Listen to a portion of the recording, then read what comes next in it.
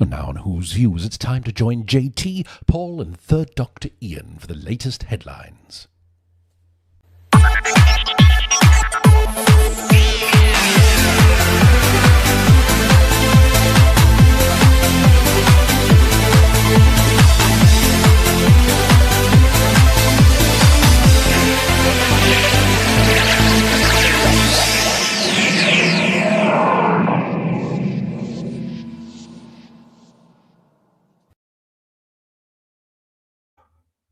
Can you ever just believe it, ladies and gentlemen, boys and girls, here in Who's Views land? It's August, the 2nd of August, 2026, to be precise. I can't quite get over that, guys. I know, where's the year gone? It'll be Christmas before you know it. Yeah. Well, yeah. Yeah. I hope you all had a very good. Now, are we? Let's be honest. Yeah. So. I hope you all had a very good Yorkshire Day yesterday. Oh, yes. I bought a box of Yorkshire tea and had a cup of tea. Yeah. Splendid. Splendid. Very good. Yeah, it was Yorkshire Day yesterday, everybody. Who'd have thought it? But there you go. Nice to see you, everybody. Yes, it is indeed Sunday, the 2nd of August, 2026. This is your big show from Who's Views. It's Headlines. It is good to see you. Thank you for joining us. I see a lot of you in the chat with us now. At this point, I'm going to do what Kirsty told me to do on Friday, which is basically, please make sure you're giving us a like, and please subscribe to the channel, and make sure you're still subscribed to the channel. Thank you very much. There you go. Because have you heard? Well, Colin Baker has been talking about fandom, sort of, and his view on Doctor Who's future this week. The BBC has lost out to Netflix. The BBC has also axed several of its most popular shows, allegedly. And Dean Devlin wants to do Doctor Who. We're going to be talking about all of that in this particular show as well. Yeah, so there you go. We've got lots of conversation pieces for you. We're also going to be having, of course, the poll of the week. We're going to be asking you that very later. Guys, don't let me forget. No, right up. Yes. Remember the poll of the week. Yes, remember. I've got to put that up later on. As usual, I'd like to thank you all for getting in touch with us this week. The mailbag is huge as ever, and I really appreciate it. You can get in touch with us anytime you like at whosviews1@gmail.com. So please do. But I'd like to say thank you to Mark Gibson, to Mark Milford, to Smiley People, to Eddie Day Riley, to Mark Miles, I think that was. I can't read my own handwriting now. To Funky, to Digital Pollution, to Fafty Head, to Rory Stanage, to Ubiquitous Spaceman. Thank you, and welcome to Who's Views. To Mark Wright, to Peter Oliver Williams, to Stephen O'Neill, to Andy Sutton, Cara Hughes, Gary Bryant, Rick Storm, Jess Corbin, Paul Charmer, P. Ferreira, 1983, to Steve Henley, Cody W1, Hidden History and the Holy, Colin Hill, and Alan Iveson. Thank you so much for getting in touch. Some of the stuff you've sent me over the week is in this show. There you are. Cool. Yeah. Stephen O'Neill's got a message for you, which is to Third Doctor Ian. Forget Yorkshire Day. Lancashire Day is the big one on the 27th of November. Never heard of them. Wrong side of the Pennines anyway. The only serious date in the 20s of November is the 23rd, obviously. Of course. The 17th is quite important for me, I have to say. But yeah. You're never going to get him to agree with that one, Stephen O'Neill, are you? It's behind you, says Avon01 to you, Ian. Yeah, I've had a bit of a switch around. He was feeling left out, and he has a gun and I don't. So and we've got Yorkshire tea, now Earl Grey. Yeah, says Funky. I hate tea, actually. Don't drink it. I have tea here. This is tea. I have tea. Yeah, so. Yeah, I've got a lovely cup of tea as well. Yeah, and Steve Braddock is saying, "Hi, Ian. I hope the dogs are okay." They are good, thank you. They're very, very well. They've been swimming in streams today, so they've had a good day. Lots of you here with us, including Sheila B in the devotions, who was saying to us, "Good evening, dear folks. Hello to you." Mm-hmm. Richard Brooks is with us as well. Craig Dunlop is in the chat with us. And Jason J is saying to us, "Evening all, thank you for the Friday extracurricular show, very enjoyable, as was George's chit chat." Well, thank you very much, Jason. Yeah, if you missed it, Friday we had our team catch up and we did it online, so it's there for you to watch. And it was a great opportunity for you guys to ask us questions. We got a lot of questions in that one, didn't we, guys? Oh, we did, yeah. And we've had lots of comments over the last day. saying, "Are we going to do it again?" We will, but not immediately. But we will do it again for you. Yeah, we'll have another one at some point. Space Peninsula, hi to you. And Steve Andrews is saying, Spider-Man Brand New Day was brilliant. I gave it 8 out of 10. Thank you for that, Steve. Are you either of you two go and see it? No. I'm really. I wait till it comes on DVD or Blu-ray and get it for Christmas. That's what I do. So yeah. I'll pick it up at some point. I could but be I'll from wait. Yorkshire, honestly. I could be really, to be honest. I'll pick it up at some point. I'm not. I wouldn't go out of my way to watch it. No, it's not my sort of thing either. But I might be going to see it in the next week or two. I don't know. Don't know. We'll see. It's had good reactions, as we can see from the chat. Oh, yeah. It has had good reactions in general, so it's good. Yeah. Yeah. Matt the Scientist really confused me by saying I rank all MC. Oh, that's Marvel Cinematic Universe, isn't it? Yeah. As negative infinity out of 10. So he doesn't like it, Paul. Oh, But the fair. Spider-Man ones are Sony, aren't they? Yeah. Yeah, It's apparently. only when they're all together that it's Marvel. So the Yeah. individual ones are just Sony because they've got the rights to Spider-Man, haven't They've they? got the rights. Yeah. I like Tobey Maguire, but I think I'm the minority for that one. I think I liked him. Yeah. I like those because I didn't like his last one. No, that was a bit of a mess. Yeah, that was a bit of a mess, but I thought the first two were okay.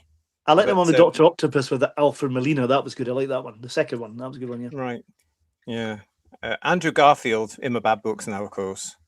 Yeah. He's in my bad books, but yeah. But anyway, all right. Let's crack on because we are starting as ever these days. It seems here on Who's Views with some sad news because we've lost several entertainers here in the UK this week. The first one being, of course, Bill Oddie, who passed away, who we were told had passed away. Now, Bill Oddie was a mainstay for all of us, I think, and best known, of course, for his part in the Goodies through the 70s and into the early 80s. That's certainly how I will always remember him. I did look up, guys, his body of work. And of course, he was more into the bird watching type of stuff. So he's done a hell of a lot of series based around twitching, as we call it, bird watching. And I didn't realize, frankly, because obviously it's at a time when I wasn't watching television, just how many blooming shows the BBC had him do. He also took part in Channel 4's Time Team thing. You know, that architectural show. I think it's Archaeology.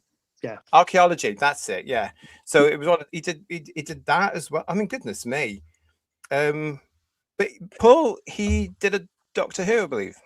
He did Doctor and the Pirates with Colin Baker and Maggie Stables. It's a musical Doctor Who, surprise, but actually it's really funny. I love it. Actually, very funny. There's lots of Pirates of Penzance type music in it. It's that kind of Gilbert and Sullivan type thing rather than being a musical, but it is actually quite fun, and he's very good in it. Yeah. I went to look at this, Who viewers. I went to look at this because Paul had said to me the other day, oh, he was in Doctor Who and the Pirates with Big Finish. And I went to look at my Big Finish, and it's there. It's just not taken out of the wrapper. So we'll have to review that at some point in honor of the late Bill Oddie, won't we? Yeah. Well, we could do, especially if the audience out there want it. You have to let us know. Yep. But there going you go. back to Bill Oddie, I was going to say what I remember from is particularly is going back to the kind of Yorkshire/Lancashire connection is Ecky Thump with the martial arts of Ecky Thump, with fantastic stuff. You know. Northern martial art, fantastic. Oh, bless you. Yeah. He was massive with the Goodies, though, isn't it? I mean, yeah. I mean, those three. We didn't realize at the time just how much input they were having into the comedy genre at the time, because we were blooming lucky. We had comedy giants, didn't we, to grow up with? I mean, we lost poor Tim Taylor. It was during COVID, I think, wasn't it? Yeah, 2020, I think it was. Yeah. So we've only got, and I do remember that Graham Garden's done a Doctor Who for Big Finish. Well, he's played the meddling monk. Spoilers. Has he? Oh, yeah. Right. Okay. So, but as I say, I just could not get over how many programs for the BBC about nature Bill Oddie had done. So good for him. It was obviously a big passion. He'd also done a very emotional, according to this, a very emotional and revealing, quote unquote, Who Do You Think You Are? I think he did the first one, I think, yeah. Right. So there you are. That uncovered an awful lot for him and sent him on a personal journey. Those shows have a habit of doing that, don't they, really? But yeah. So, ladies and gentlemen, boys and girls, that's Bill Oddie, who's passed on this week. Such a shame. Yeah. News closer, in my opinion, to the Doctor Who world was this one where we lost Tom Chadbourne this week. Oh. It's So this was a bit of a shock to us all. Now, Tom Chapman, of course, will forever in Doctor Who fandom be a legend for Duggan in the City of Death. Yeah. But we have to remember that he did a lot more than that, because he was also Murdine in parts 1 to 4 yes, of course, yeah. of The Trial of a Time Lord, which is the center picture there. And he also appeared in Countdown, which is in season 2 of Blake 7, which is the top left-hand corner. And he played a very important character in that called Del Grant. We'll be reviewing that very shortly here on the channel. So stay with us, because we're getting near to the episode that Tom was in. Great character on that one. But forever, he's going to be known. I mean, what a guy with Duggan. I mean, Duggan is legendary, isn't he? A great character, yeah. great Lovely character. yeah. Fantastic. Yeah. Oh, and also he'd done an awful lot of convention appearances as well. So a lot of you out there may have met him. I never did. Was he in Game? I read somewhere was he in Game of Thrones fairly recently as well. Yeah, incredible. Yeah. I mean, he had done an awful lot of stuff, including Game of Thrones. Yeah. He was also. I mean, listen to this. Out of the Unknown, The Stone Tape, Softly, Softly, Within These Walls, Special Branch, Tales of the Unexpected, The Memoirs of Sherlock Holmes and the Leading Lady, The New Statesman, Between the Lines, Peak Practice, Casualty, Hetty Wainthropp Investigates, Silent Witness, The Bill, Holby City, Heartbeat, Foyle's War, Midsummer Murders, Rebecca, Taggart, Peep Show, Father Brown, and The Liverbirds. Wow. Because he played Sandra's boyfriend, who became her husband. So, you know, when I watched those episodes recently when they came on the repeat channel, there's Tom Chapman. There's a young Tom. I didn't know he was in this because as I was a kid. Well, John Nettles turns up in that as well, doesn't he? I think, yeah. So. Yeah. You've also got. I didn't know this, Paul. You might have done. He was also in a Big Finish audio. Oh, I can't think which one that was. Maybe someone can tell us. But yeah. It says here he has a featured guest role in No More Lies during Paul McGann's 2007 broadcast season on BBC Radio 7. Oh, there you go. He was also an occasional guest star in Big Finish audio productions. Most notably, he played the recurring character of Will in the second series of the Sarah Jane Smith audio adventures. So he was very much in the Doctor Who world in one way or another, and the sci-fi and fantasy world. He also had a part in film work. He did some films, including Tess from 1979, Coming Out the Ice 1982, Dance with a Stranger 1985, Shooting Fish in 97, and Casino Royale in 2006. I remember really liking Shooting Fish. I loved it in City of Death, where they're trying to get out of the cell, and he just takes the sonic screwdriver off the Doctor and starts banging it against the wall because it's not working. And then he fixes it. The Doctor says, "You want to stay along as my scientific advisor." That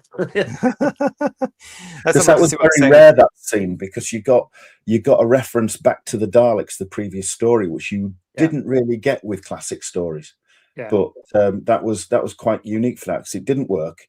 He said it worked all right against the Daleks on Skaro. He took it off him and smacked it, and then it started working, and he got the offer to be his assistant. Yeah. I remember that. Nice really little bit of continuity, that wasn't it? Really. Yeah. But they work well together. Lalla Ward and him and Tom, they're really good together. I mean, that's what got a lot of fans. That's what got a lot. Sorry, Paul. That's what got a lot of fans saying, "Oh, Duggan should have climbed aboard the TARDIS." Yeah. You know, but how long would you have sustained that? It would have been a little bit like a watered down Harry Sullivan, wouldn't he? Really? Yeah. More violent. Yeah. So. Yeah. He could go around thumping everything. You know. Yeah. Oi, Davros, whap. Yeah, you would have done that. That was the sort of guy. We'll get into the chat. Bill also hosted the Saturday Banana Show, says Woodhouse 122. I've forgotten all about that. Was that when that little girl said on the thing she read Grand Prix wrong? Remember the famous? Oh, maybe, yeah. That was one of ITV's. That's right, yeah. Desperate attempts, wasn't it, to replace Tiswas? You've also got he was a grumpy old bugger, says John Mason about Bill. I believe so, but you know what? Good for him. Yeah, because I'm now getting to that age where I can actually respect that. What else have we got? Oh, lots of you appreciating Bill and Tom here. We got Bill even sent himself up as a bird watching the classic Dodo Nuts episode, says Stephen Braddock. Yeah. Frankie's also saying the Saturday Banana, Southern Television, God bless it. Oh, bless it. The BBC replaced him, I think, on the Bird Show in 2009, and I think that really had an impact on him. Was he too old? Was he too white? I think one of those things probably featured into it. Although I think I don't know, I might be getting him wrong. He was replaced by somebody. Might have been Chris Packham. Don't know for sure. But he was very upset by that, and I don't. But it's typical BBC, isn't it? Yeah, I'm not surprised. A lot of the people they've released have been upset because they've dedicated their entire career to that organization, and then just a new generation come in saying, "Oh, yeah, you don't tick the boxes, off you go." Yeah, it's sad. What else we got? A lot of memories coming up here. Thanks, Digital Pollution. Julianne saying, "Who can forget the World Martial Arts Competition?" I love the goodies, says Woodhouse, but a lot of their episodes are now unbroadcastable. Well, they shouldn't be because they're still bloody funny. Well, there's one about a plague of Rolf heresies. That's rather unfortunate. Yeah. So. Yeah. And Bill Harry's reminding us that Oddie was also a musician. He did have, thanks to the goodies, some records. So that's very good. You did do that. Let's have a look and see what else we've got here. Moggy197, good to see you. Loved the goodies as a kid. I remember we used to have an album of theirs too. I think everybody had a goodies album. We used to have one. Too. Graham is saying about Tom Chadbourne. He was in Out of the Unknown and the Stone Tape 2. The Punch That Saved Humanity. Bye bye, Duggan. R.I.P. from Funky. Yeah. That line I've seen a lot this week. Yeah. Bye bye, Duggan. It takes on a new meaning now, doesn't it? None of us ever thought, did we? We just didn't think. What else we got? Richard Brooks saying R.I.P. Tom, yet another loss. Duggan was a wonderful character. And Hidden History in the Holies with us saying, Tom Chapman, someone in Brighton this week told me that Tom Baker. Oh, don't ever say that. No. It was Tom Chadbourne they met. It was sadly it was Tom, but let's not. No, let's not dwell on that. Move on quickly. Yeah. Doctor Who 1963. R.I.P. Duggan is a very good character most new fans don't even know about. Philip Shaw is saying, I wish Duggan had appeared more. Fantastic character who almost steals the show. Yeah. It was strange, wasn't it? Because 1979, we'd just come off the back of the Daleks. I remember being very excited about the 1979 series as a 9-year-old. Not quite sure why. I've reevaluated it since. Because the Daleks were in the first story, probably. That's probably why. Probably, yeah. But I remember being absolutely thrilled with City of Death, and I loved Duggan. He was funny. Yeah. He was funny, and it was just, and he was always down the street when the Doctor and Romana were up the street. Do you know what I mean? It was really and looking at the postcards through them, just moving the postcards away and it's a shame he didn't come back in Sharda. That'd be quite nice, return in the same season. He would have fitted into Sharda beautifully, wouldn't he? Yeah. Forbidden Man quite rightly saying these guys have done a massive amount of work for television. They have. Yeah. And it's when you look at their credits, it's amazing.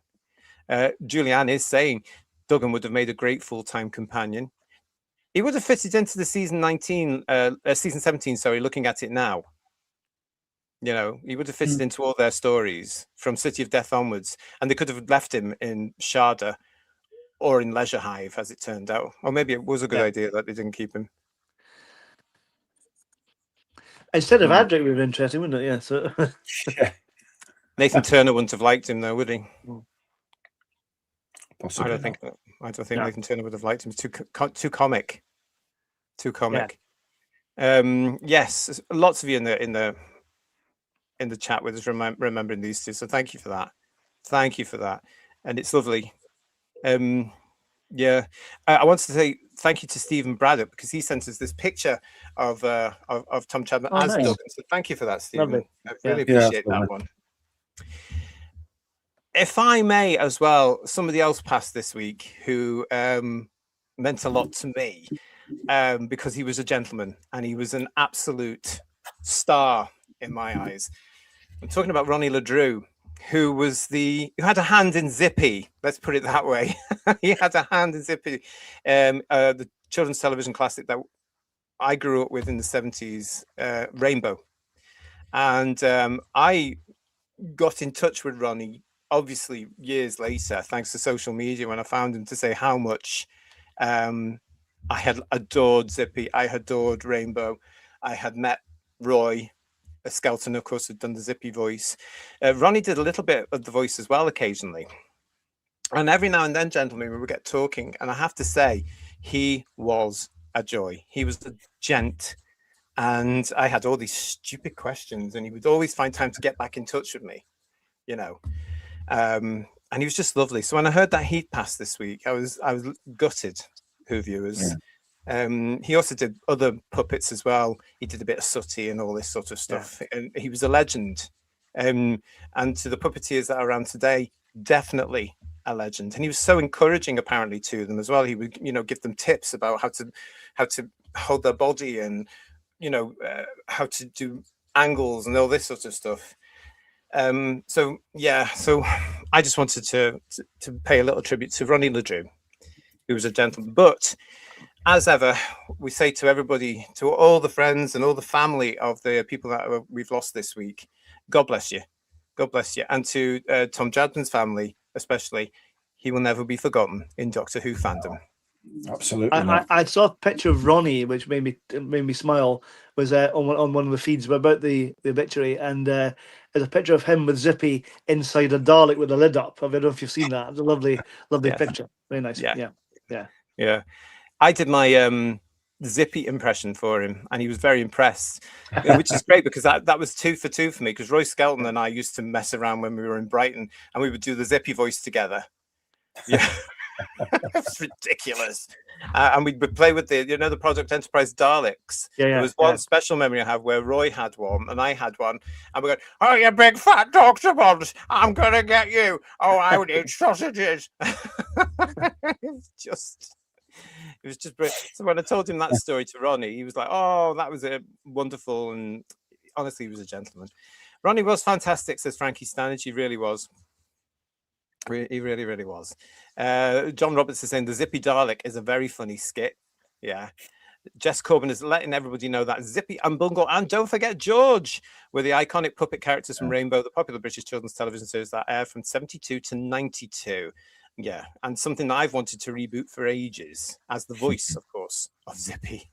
I won't do anything else. Yeah, Margie's saying God bless their souls. Absolutely, Margie. You're absolutely right. Thank you for that. Gosh, yeah, we had a super chat there. Let me see if I can find it. I don't know if you saw it, Ian, but it is here somewhere. It's from the John Keeley. Yeah. And I'm going to try and find it. I mean, scrolling right up in this chat. There must be an easy way to do these things. Yeah. Oh, yeah. Yes. There it is. Got it. Do you want to read it out, or should I read it out? I'll read it out if you like. Good evening, gentlemen. I hope you're all well. I eventually got round to watch my Shard of Steel book, and it was a lot better than any Gatwa crap. And I think we all agree with that, don't we? We do. We absolutely do. We absolutely do. I'm glad you enjoyed it. I'll have to go and revisit it at some point because I can't remember watching it, guys. Isn't that weird? It's bizarre.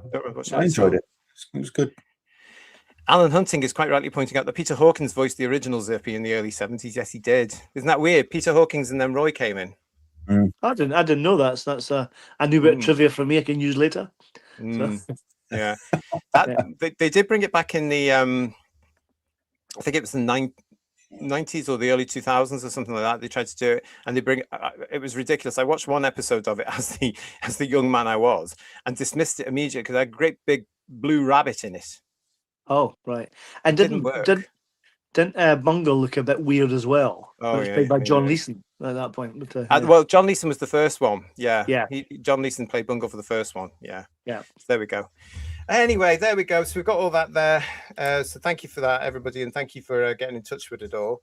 I had a couple of pictures that you might like as well for everybody in the chat this week. This one, Paul, you'll like this one because this one I was told to show you. So this is from Funky, who says, "But JT, people like dimensions in time. No more, Paul. No more." I appreciate that even more because I'm a 60s Batman fan as well. But there you go. Thanks for that, Funks. And then this picture came through from Mark Wright. Now, Mark was gifted this very recently, this enamel badge of a Dalek. And he said, JT, I wonder what this could mean. We are looking at a pink, white and blue Dalek here. And this ties into our team meeting the other night because thanks for that, Mark. Because I said, anyone wearing those colours on a badge, you avoid, don't you? You just avoid. Just avoid, avoid. And then just like you do in the wild with animals, isn't it? If they've got bright colours, they're generally poisonous and toxic. You stay away. Exactly. And this is what, because it's the TQ cult colours, isn't it? And we talked in our team meeting as well. Remember, it just came up very quickly about Michelle Gomez. And I had a couple of messages yesterday saying, can you show what she was wearing? Well, yes, we can. And here it is. Yeah, so that's what we talked about very quickly on our team meeting here. Michelle Gomez is wearing one of those stupid, ridiculous T-shirts that's protect the dolls, which in reality means protect heterosexual men. So you two will be very happy. Of course, I'm very happy. Yes, yeah. I'm not feeling it though, strangely. No. I mean, come on, that whole it's nonsense, isn't it? It's all nonsense. But I don't know. PVFX is just joined us. Women and children, really. Well, that's the ongoing discussion right now, isn't it? Really, as we do that. But there you go. So I only had 2 or 3, but those of you that wanted to see the actual picture, there it is there for you. There. Hope it's made your day. All right then. So yeah, we're going to talk now, actually, everybody, about Ofcom. Ofcom. How can we explain Ofcom to anybody that's outside the UK? Ofcom is an organisation that looks after broadcasting standards. Allegedly. When it suits them. They're called a regulator, aren't they? Yeah. Yes. Yeah. Until recently, the boss of Ofcom was Sir Michael Grade. He is now retired. But he's done what I can see to be quite a good job in many cases, because he's seen through a lot of the complaints from the public, complaints from the industry, and he's followed up the ones that make sense to follow up, and then he's dismissed the ones that don't, if you know what I mean. So he seems to have had a hard job of balancing everything out, but he seems to have done very well in it. Well, the BBC wouldn't be happy. When's the BBC that happy with Ofcom, to be quite honest? The BBC will use Ofcom as well through various sources to complain about things they don't like, and allegedly a lot of their stories don't get taken up and just get dismissed, so they won't be very happy. But this one wouldn't be very happy at all, because from the Radio Times this week, Ofcom survey reveals that the BBC has been overtaken as the United Kingdom's top TV destination. Are we surprised by this? No, not in the slightest. We could have told you this was coming, 7 years ago? Yeah. Carry on the way you are doing, and nobody's going to watch. The amount of license fee payers, guys, that they've lost as well. It was a good indication, wasn't it, really? Oh, yeah. Yeah. So let's get into the story, and then we'll have a chat about it, because the story goes like this. A new Ofcom survey has revealed that the BBC is no longer the primary choice for television viewers, with Netflix surpassing the broadcaster. The regulator's annual Media Nations report has revealed that 26% of viewers say they turn to Netflix first when looking for something to watch, with the BBC neck and neck at 25% and ITV at 15%. The report also showed an increase in YouTube viewership, with YouTube viewing on TV sets doubling since 2022. Now, that's going to really annoy the BBC. With older people watching more. Average daily YouTube viewing on TV sets has increased from 9 minutes per person in 2022 to 19 minutes in 2025. Across all devices connected in the home, total YouTube viewing rose to 41 minutes per person per day, up from 33 minutes in 2022. Ofcom noted that these findings underline the growing challenges faced by traditional broadcasters, with competition for viewers' attention from global streaming platforms and online video services to ongoing revenue pressures. Despite these pressures, viewing of the broadcaster-owned on-demand services like BBC iPlayer, ITVX, Channel 4 streaming, and 5 streaming increased by 9% year on year, making them the fastest-growing category of television service. That is significant, isn't it? Really, that's huge. Yeah. But the regulator noted that growth in broadcaster on-demand viewing hasn't been enough to offset the continued decline in audiences for traditional linear television channels. In 2025, 70% of people in the UK watch content from traditional broadcasters, including live TV, recorded playback, and on-demand services for at least 50 minutes in an average week. This has fallen from 73% in 2024 and 78% in 2022. While Netflix secured the top 2 positions for most watched programs overall in 2025, thanks to K-pop Demon Hunters and Adolescence, the BBC has so far claimed 8 of the 10 most watched programs of 2026. Major live and event television continues to unite audiences at scale. The Celebrity Traitors became the biggest BBC's biggest title of 2025, with the finale attracting an average audience of 14.8 million viewers across BBC One and the iPlayer. I'll say that again for you. 14.8 million Doctor Who fans. One of the biggest television moments of 2026 so far has come during England's World Cup semi-final defeat to Argentina on the 15th of July, when the BBC reported a peak audience of 24 million viewers across all of its platforms. Kate Davis, the Group Director for Strategy and Research at Ofcom, said, as audiences increasingly benefit from an incredible choice of content, competition between traditional broadcasters, streaming services, video sharing platforms, and other forms of digital media is fierce. But in face of these challenges, traditional broadcasters are showing resilience with the power to bring millions of us together to watch or listen for big national moments, as well as growing their digital offerings. To thrive and survive in the current media landscape, it's more important than ever for companies to continue to understand changing audience habits and adapt their strategies to meet people where they are. So what do you reckon to that? Well, I'm slightly flabbergasted that Celebrity Traitors got 14.8 million, because I mean, I've never watched it myself. So oh, have you not? No, so, It's easy though, isn't it, for these television channels to show resilience when, especially if we look at the BBC, people are forced to pay for it. You know, they have a lot more resources than YouTube channels have, for example. So, you know, if you just looked at it on a resource thing, the YouTube channel shouldn't be getting any minutes at all, but they're getting a lot. It's growing, and the BBC don't like it, which is why they're trying to make people pay the TV license for it. But you know, the BBC's got a lot of money. We're forced to pay for it, and they should be resilient, quite frankly, but they should be doing a lot better than they are. yeah.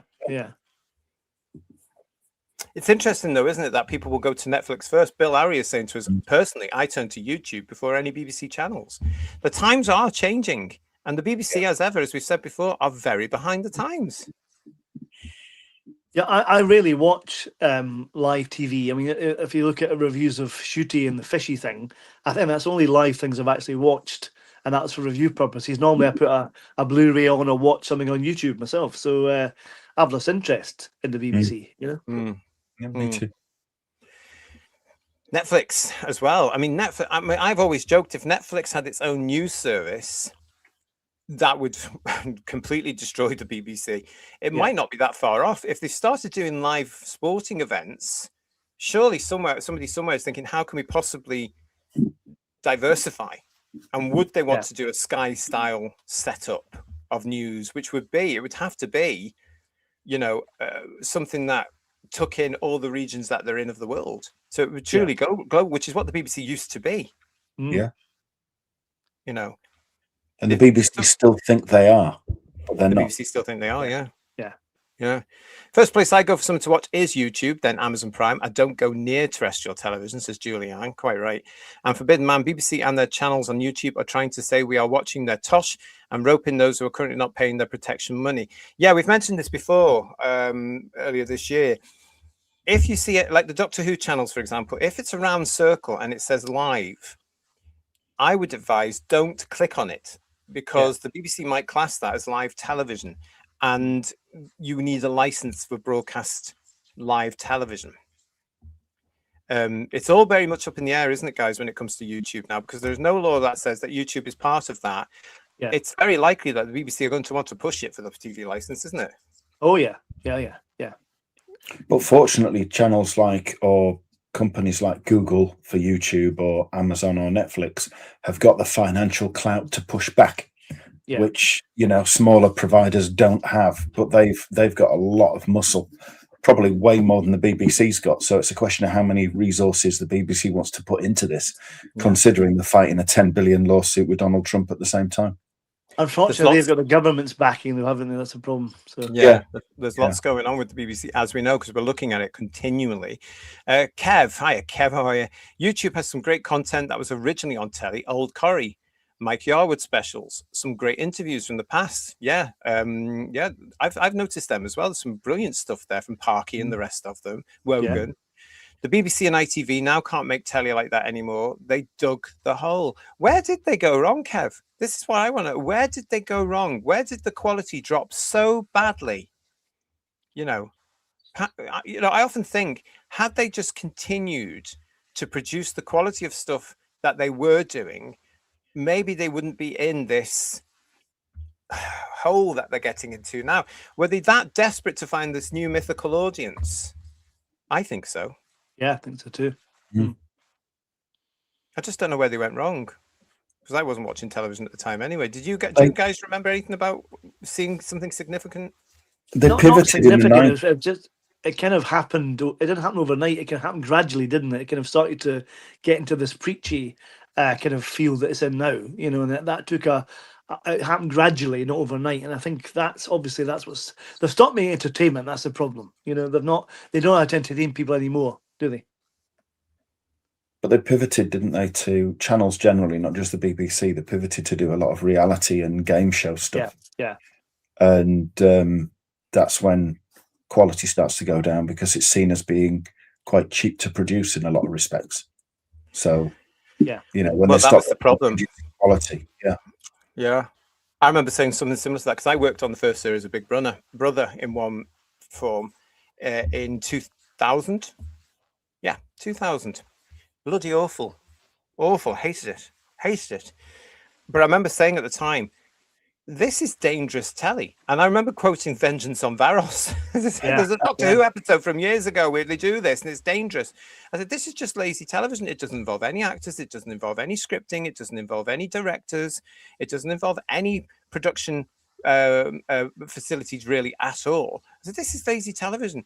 And look where we've got. They all jumped on that bandwagon, didn't they? Because that first series was such a huge success because it was brand new. It was novel. Yeah, but it was awful. It was bloody awful. Till Paul, nice to see you, Till Paul. For what it's worth, I always watch your shows on YouTube via my large screen telly. If I want to comment, I pull out my laptop. Oh, well, thank you for that. I hope we look good on your big screen telly. Be a bit worried about that myself. Philip Shaw is saying, I watch more Whose Views Hours than anything on the BBC. I only watch The Repair Shop. The Repair Shop. My mum likes The Repair Shop. Darren Rees joined us saying, sorry, I'm late. You're forgiven. I've done my homework, so I'm up to date. Good evening, all. It's good to see you. Richard Brooks, YouTube allows niche talent to have a platform. I watch it more than anything else. This is the thing, isn't it? This is the thing. And as we've pointed out over the last few months, the BBC have clicked onto this, hence why they've put 50-odd channels on YouTube now. Yeah. But the difference with the BBC channels is that whatever the BBC put out on whatever platform, even if it's radio, it's only going to allow people on there if they do all the tick boxing. If you're doing a drama, you've got to include this, this, and this. You've got to do that. You've got to approach it from this angle. You've got to take the knee and all that bollocks. Whereas on YouTube, people can just do their own thing, and it's more natural and it's more engaging as a result of it because it's not forced. Yeah, that's the point, isn't it? That's the point. They're going to have to, they will have to do something, won't they? Because of this. I mean, they have to look at this report. We've been talking about it for ages now. Graham's saying I only really watch DVDs of old stuff and YouTube. I'm the same. Yeah. Although I have discovered all these old channels with the repeat channels, most of which are owned by the BBC, ironically, milking their own blooming programs. I think it's a Terry and June channel now, I think, just about. So, is there really? How fabulous. Yeah. Who was it last week? Was it Sheila B? Or was it Cara?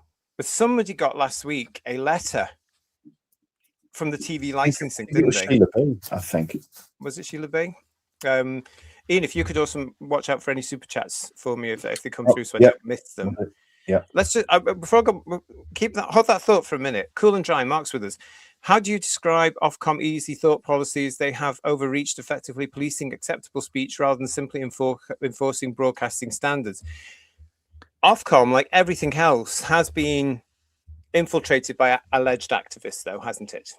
Yeah. And we know that. Now, I think Michael Gray may have done what he could to purge that, but you just don't know, do you really? Some of them you can actually tell, as we know, and some of them you can't. But it's a point. It's a point. And Adrian James saying, I still like to watch old TV shows. I'm doing the goodies because I have some of their DVDs. Hey. John Henson, good to see you. Blu-rays, DVDs, YouTube. I don't watch the BBC. It doesn't make shows I like anymore. No, that's the thing, isn't it? You know, Mudcrab, good to see you. Good morning to you. It's 5 a.m. where Mudcrab is. So good morning. And here's FJ Canal. Hello again, folks. There are all sorts of things on YouTube. I found a comparison between the Labour and Tory 1982 conferences by Ken Loach. Wow, that would have been interesting. Proper politics back then, I tell you. Very proper politics. Tories would have been on a high there because that was just post Falklands, I think. Yeah. Yeah, because they went up in the polls, didn't they, if I remember, after the Falklands. She got in again in 83, didn't she? That's why she called that snap election in 83, do you remember? Yeah. Or 84 or wherever it was. It might have been 84 because it affected Doctor Who, didn't it? Yes. I think, the scheduling of Doctor Who. DEI rules, says John Booth. Yeah. Stephen O'Neill pointing out that the government does have plans to switch off Freeview in 2034, so the BBC have to get ready for that. And Mark Greaves, isn't it interesting that there's been several news articles about TV detection vans recently? It's utter tosh like it was in the 70s and 80s, trying to say that they know when you turn your TV on. Yeah, they're back, apparently. And I've seen those as well, and I couldn't help but laugh. Getting rid of Freeview, I just heard recently, which would mean you would lose Talking Pictures TV if that happens. Talking Pictures TV, I think I shared it to the Who's Views Facebook page this week. They actually did put out a little bit of a worry on their page. Yeah. And I think I shared it to be able to say they would have to shut up shop. Yeah. Which is such a shame. It's a lovely channel. Yeah. Could they go online? I think they're partially online already because you can do catch up online with them, I think. But yeah. Right. But a lot of people prefer it on the TV as well, don't need to be able to sit down and watch the TV and watch film after film after film. They do it's a very popular channel. Because that's almost like the William Hartnell channel, that one is, because he's on all the time. But yeah, it's exactly. Legion of James, good to see you, mate. The BBC ITV, etc., fell foul to chasing a particular diverse, non-existent audience and also started hiring via a tick box, which drastically dropped standards and quality of output. PTA saying the BBC went downhill when they stopped making their own programs and outsourced everything to obnoxious, bland, independent companies. That's a good. Yes, I know what you mean there. I do know what you mean there. That's a point, isn't it? Because that all started really in the 90s, didn't it, guys? Yeah, it did. Julianne is saying that the Freeview shutdown is another reason for collecting physical media, and of course, we've got the news now that Network's back. Yes, superb. Yeah, great news there. Really good news about Network. Let's hope it works for them because it's a different team, isn't it, as far as I understand. So hopefully they can get the back catalogue and get it all sorted out there. Hello, Marine Boy. The only channels that I think I can generally say pulling in viewers are the retro channels like Talking Pictures and Rewind. The BBC should give BBC4 over to show retro BBC drama and comedy.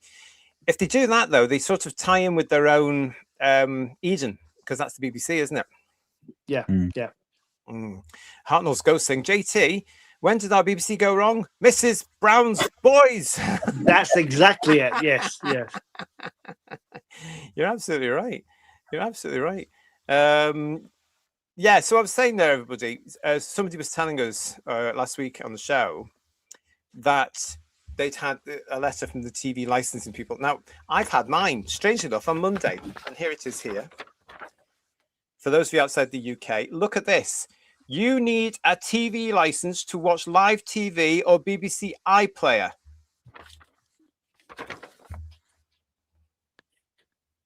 That's what it looks like.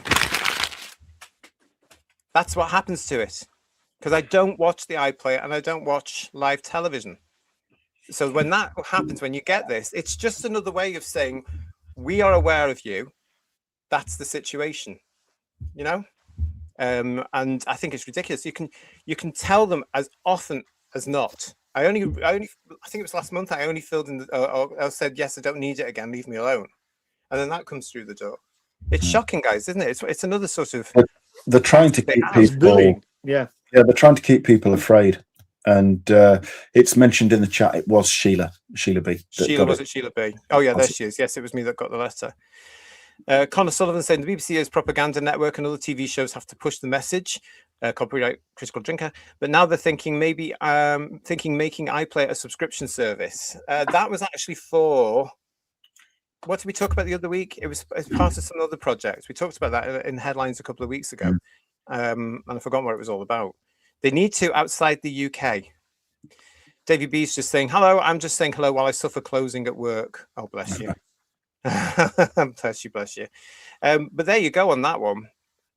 When it comes to that, so it's official now. Netflix is more in demand than the BBC here in the UK. And that really tells you something, doesn't it? I think the government have to look at this. If they're doing better than BBC, get rid of the TV license. Yeah. And when you're talking about the BBC as well,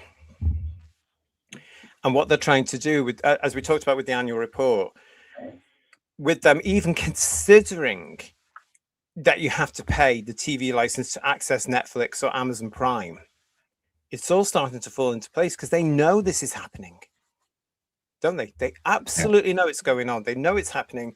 They know they're in trouble. They know more people are ignoring them. They know there's cancellations on the TV license in their millions.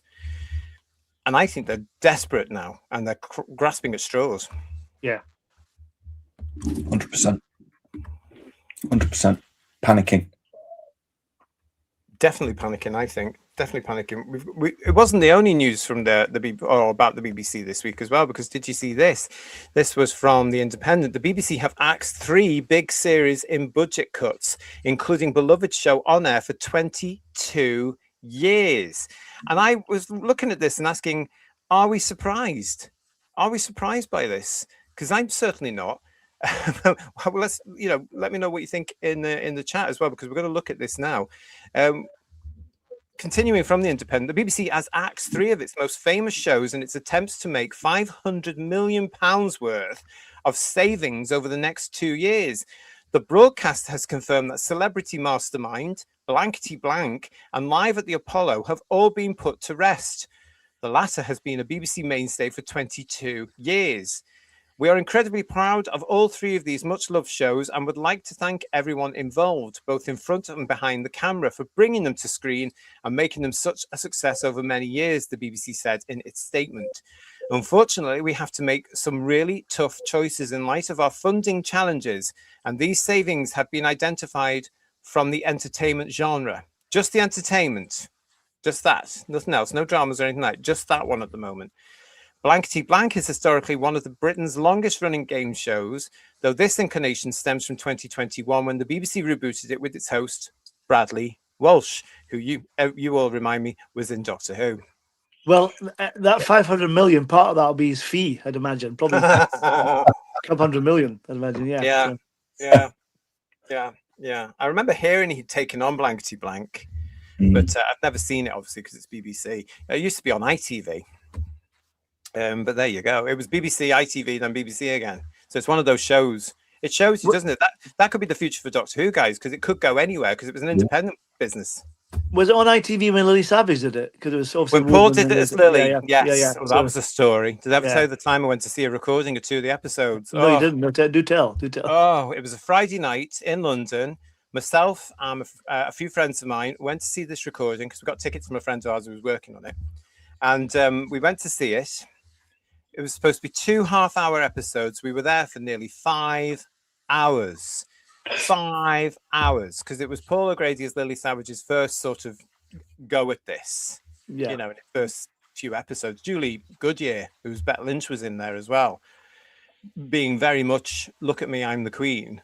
You know what I mean? In both the episodes that was recorded. But Paul kept messing up. He kept messing up. He couldn't get to grips with the format.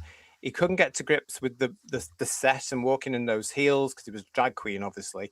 He kept effing and blinding when he shouldn't have kept forgetting where he was. 5 hours.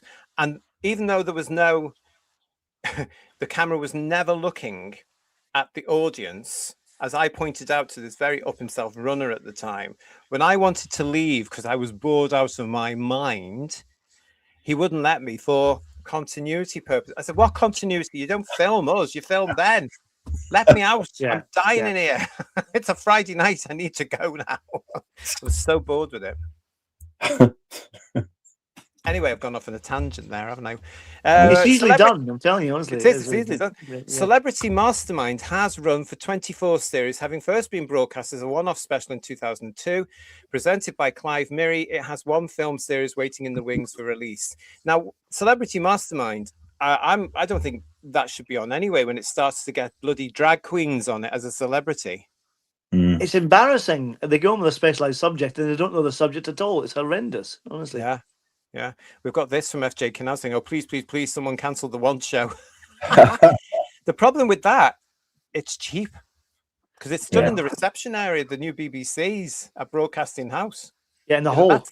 That's what used to be like a basement type area, which is a part of the reception. So it's dirt cheap, like the old Pebble Mill when they used to put it in. The, you can see all the cars and everybody outside. It's the same thing, isn't it? Yeah. Bring back the hot shoe show. That's what I say. Yeah. Oh, bless you. Yeah. Well, that got axed, didn't it? When Doctor got axed last time round, So yeah. I always wanted a checkbook and pen, says Matthew Pounder. Yeah, they gave them out for years. I wonder if they did that on Bradley's version. I'm not sure. Yes, the Celebrity Mastermind has been given the old chopper as well. I don't think any of us care about that, but I do question: were they really celebrities? I mean, Tia Coffey, celebrity? Yeah. I don't think there's that many celebrities around today, quite honestly, to actually do a series of celebrity anything. I wonder how much of that 500 million those 3 shows actually make up. Probably not that much. Yeah. I'm not sure. Probably not sure. But likewise, there is one final series of Live at the Apollo ready for broadcast. This is something else, guys, that I would say was well past its sell-by date after Joan Rivers passed. Yeah. Yeah. Because we're not allowed to be funny anymore. So they had people like that Rosie woman and stuff on as well. I would have walked out. God, yeah.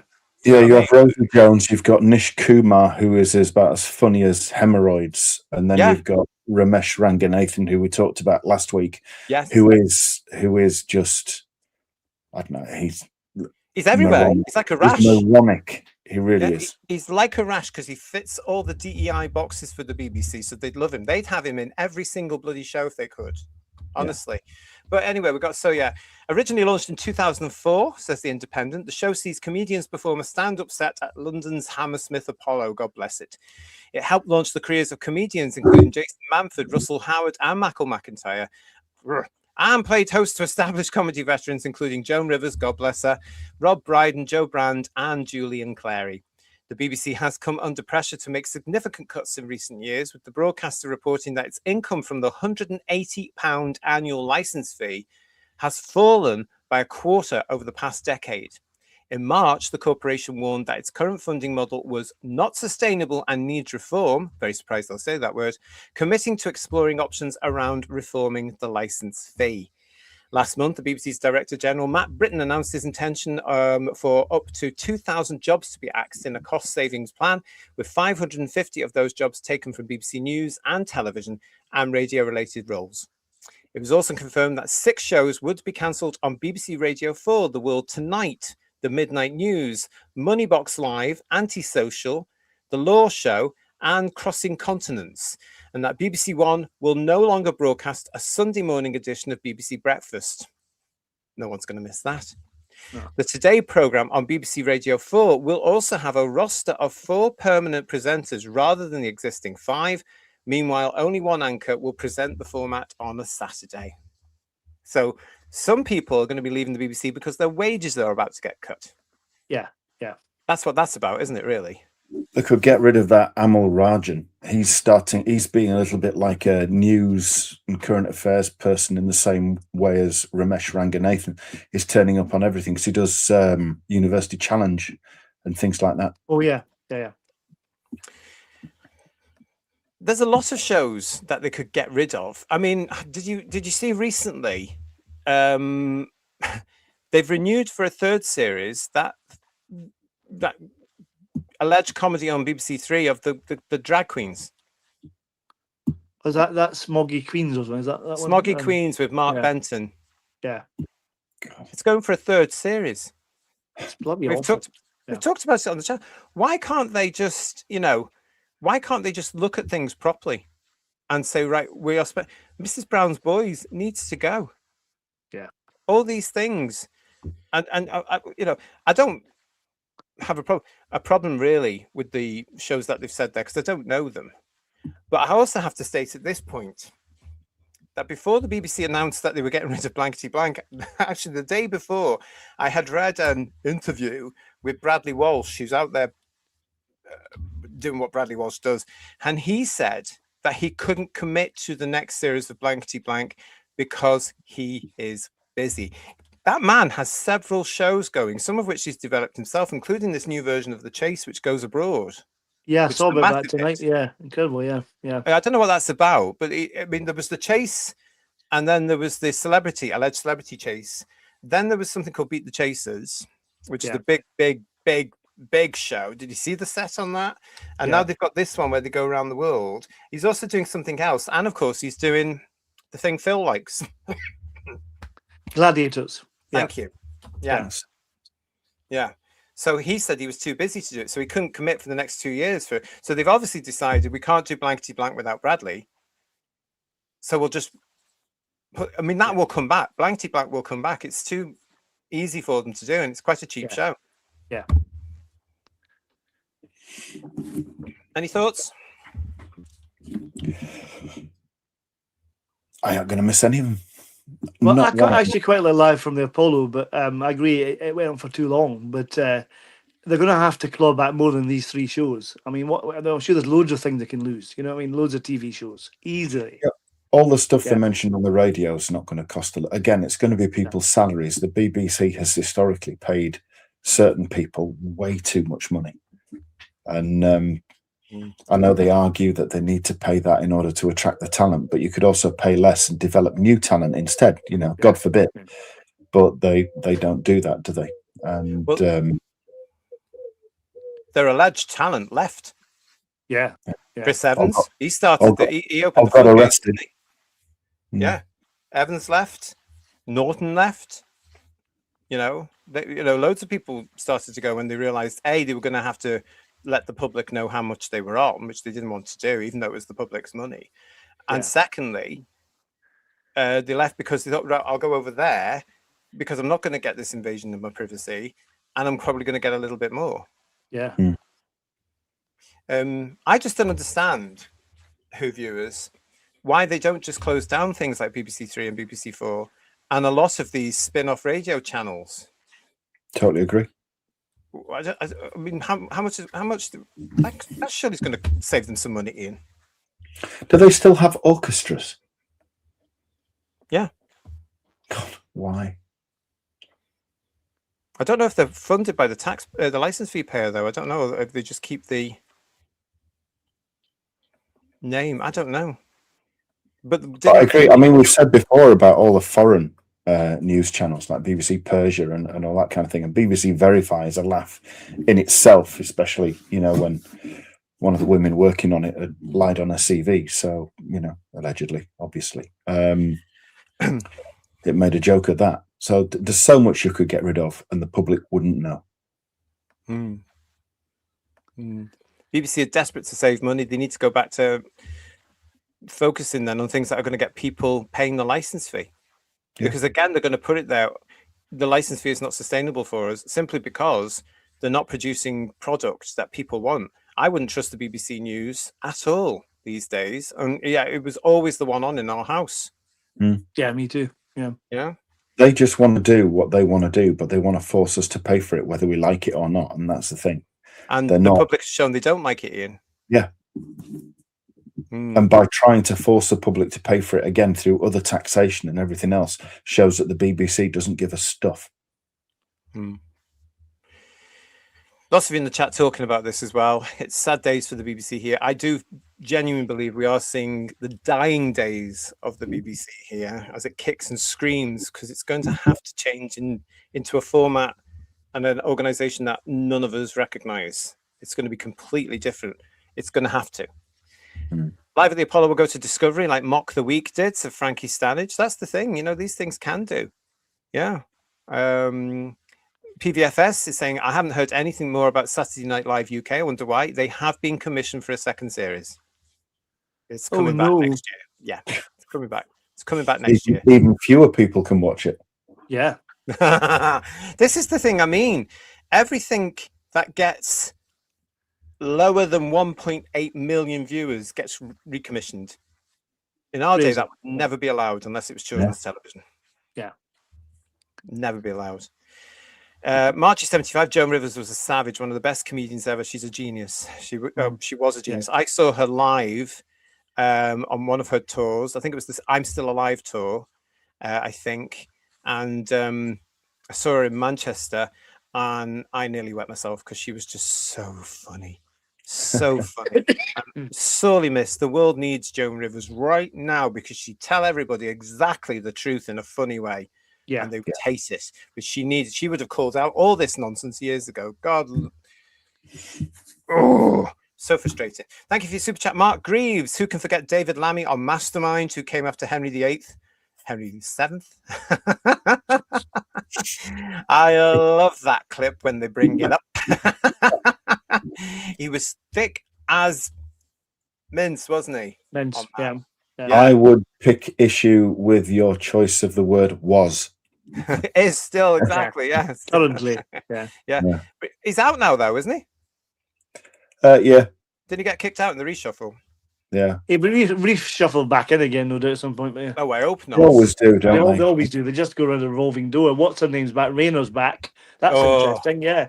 Is she housing for the start next year? Sorry, yeah. So. I can't. Rayner's back with, not paying this, that, and the other, and housing minister, yeah, and Louise Haigh, who had a conviction, and then they've got that Tulip Siddiqui woman in not in cabinet, but in their thing, and she's got two sentences against her in Bangladesh, where she comes from. Convicted twice. Apparently so. That's going to come to bite them back on the bahookies, won't it? That's fine. Yeah. So, the government, like the BBC, one of the things they have in common, of course, with as all the public sectors tend to do, is DEI. Yeah. So what? That's the other thing I was going to ask. Has the BBC got rid of that DEI program we reported on many editions of Headlines ago, which was costing the license fee payer millions? From my understanding, no. That needs to go. That would have been the first thing I'd got rid of if I got in that seat, to tell you. What's this? That would definitely save some money, yeah. Was that 80 odd million? Was that 80 odd million? It was 60 to 80 million, wasn't it, of licensing money going towards DEI, which then gets enforced on anybody that wants to work with BBC, as we all know here on this channel. So the new production company, or any new possible production companies who will eventually tender for Doctor Who, may possibly have to have the tick box given to them, depending on where the BBC is sitting at the time, which doesn't bode well for our beloved show in the future, does it, when we want all that nonsense got rid of? No. Some guy, 971, hello to you. The BBC are just terrible. It really needs to be defunded. Don't pay your license. Throw the letters in the bin. If an enforcement quote officer comes, tell them to do one and throw water at them. I wouldn't go so far as that. Shout Gardy that's always a good thing. Yeah, I would try to be polite, but if you don't watch live television, you do not need a license fee. Don't answer any questions on that. Just, I'm ready for them. I'm ready. I've got a list as long as your arm is why I've never watched the BBC. I'll bore them to tears. I like that with Jehovah's Witnesses. I'll say, no, have you thought of this? And they're desperate to get away from me. Yes, I'll see them. How much, says Nan, has the BBC spent on the reporters and hangers-on to go and watch the World Cup? Yeah. Yeah, because they would have been in nice hotels as well, wouldn't they? To be honest, I mean, I'm not going to defend the BBC for anything, although I do think this time for the World Cup, they commented from somewhere in London. I don't think they went abroad for it. Didn't they? I don't think so. I don't think so, because they got widely panned for it. I'm pretty certain that there was something where they didn't actually go abroad, but normally they do, especially for things like the Olympics as well. Yes, a whole team of them. I think they sent more people for the Olympics coverage last time than were in the British team. Considering that they're losing sporting events weekly, as it seems, to rivals, they need to I mean, this is where partnerships come in, you know, but you can't, because your rival's taking it. So you can't really have a partnership with ITV or a Sky. But they're going to have to get over things like that, aren't they, really? Or partner with, well, they can't even do a lot of the foreign ones because, I don't know. But, you know, there must be ways and means to do things. I don't know. Craig Dunlop is saying, have you seen Ramesh how do I say that? Ranganathan, yeah. What has the BBC ever done for me advert? I can answer his question. It will give him a much undeserved comedy career. Not only have we seen it, but we talked about it either last week or the week before. Where were you, Craig? And I mentioned to you, didn't I? I've seen it on television a couple of times, and they've cut out the Dalek and TARDIS bit, and I wonder why. So, well, why do you think, Paul? What was your theory? My theory was that they hadn't paid the nation estate for the Dalek, so they took it out. I think, yeah. But that's just me. But I agree with that. I agree with you on that, because the yeah. BBC are so bloody arrogant. They assume everything is theirs. They won't look at their own ins and outs. People who've put that together have just thought, oh, wouldn't it be great? We have to have the Doctor Who involved in here somewhere. Oh, no. Had we had a doctor in, an incumbent doctor, he would have been in there. Yeah. You know, but we don't. So what's the next best thing? The TARDIS and the Daleks. They forget that the Daleks are part owned by the BBC. Yeah. The look of the Daleks is a BBC copyright. The Daleks themselves, of course, as we all know, is Terry Nation. But they're just... I mean, if that's true, it'd be like 2004 all over again, isn't it? Yeah. Oh, yeah. When they should have known better. And they didn't. Space Peninsula is saying to us, the only enjoyable thing about Mastermind was the two Ronnie sketch, pure genius. Oh, God, that was incredible. Answer the question before last. That was yeah. You can watch that today and you can still marvel at the genius of that thing, can't you? I would have got lost several times in that sketch. Yeah. You know what I mean? Because it is, he's answering the question before the question is being asked. Yeah. As Paul says. Yeah. It's genius sketch, and it's quite frustrating actually, because you just think, how are they doing this? How are they doing it's? I mean, Ronnie and Ronnie, they knew their craft. Yeah, didn't they? Fucking Terry Lee's joined us. Hello, mate. How are you? Good to see you. Macronon's with us too, and I am your servant is saying it was Smeggy Queens. Yeah, that's been reviewed, as I say, renewed for a third series.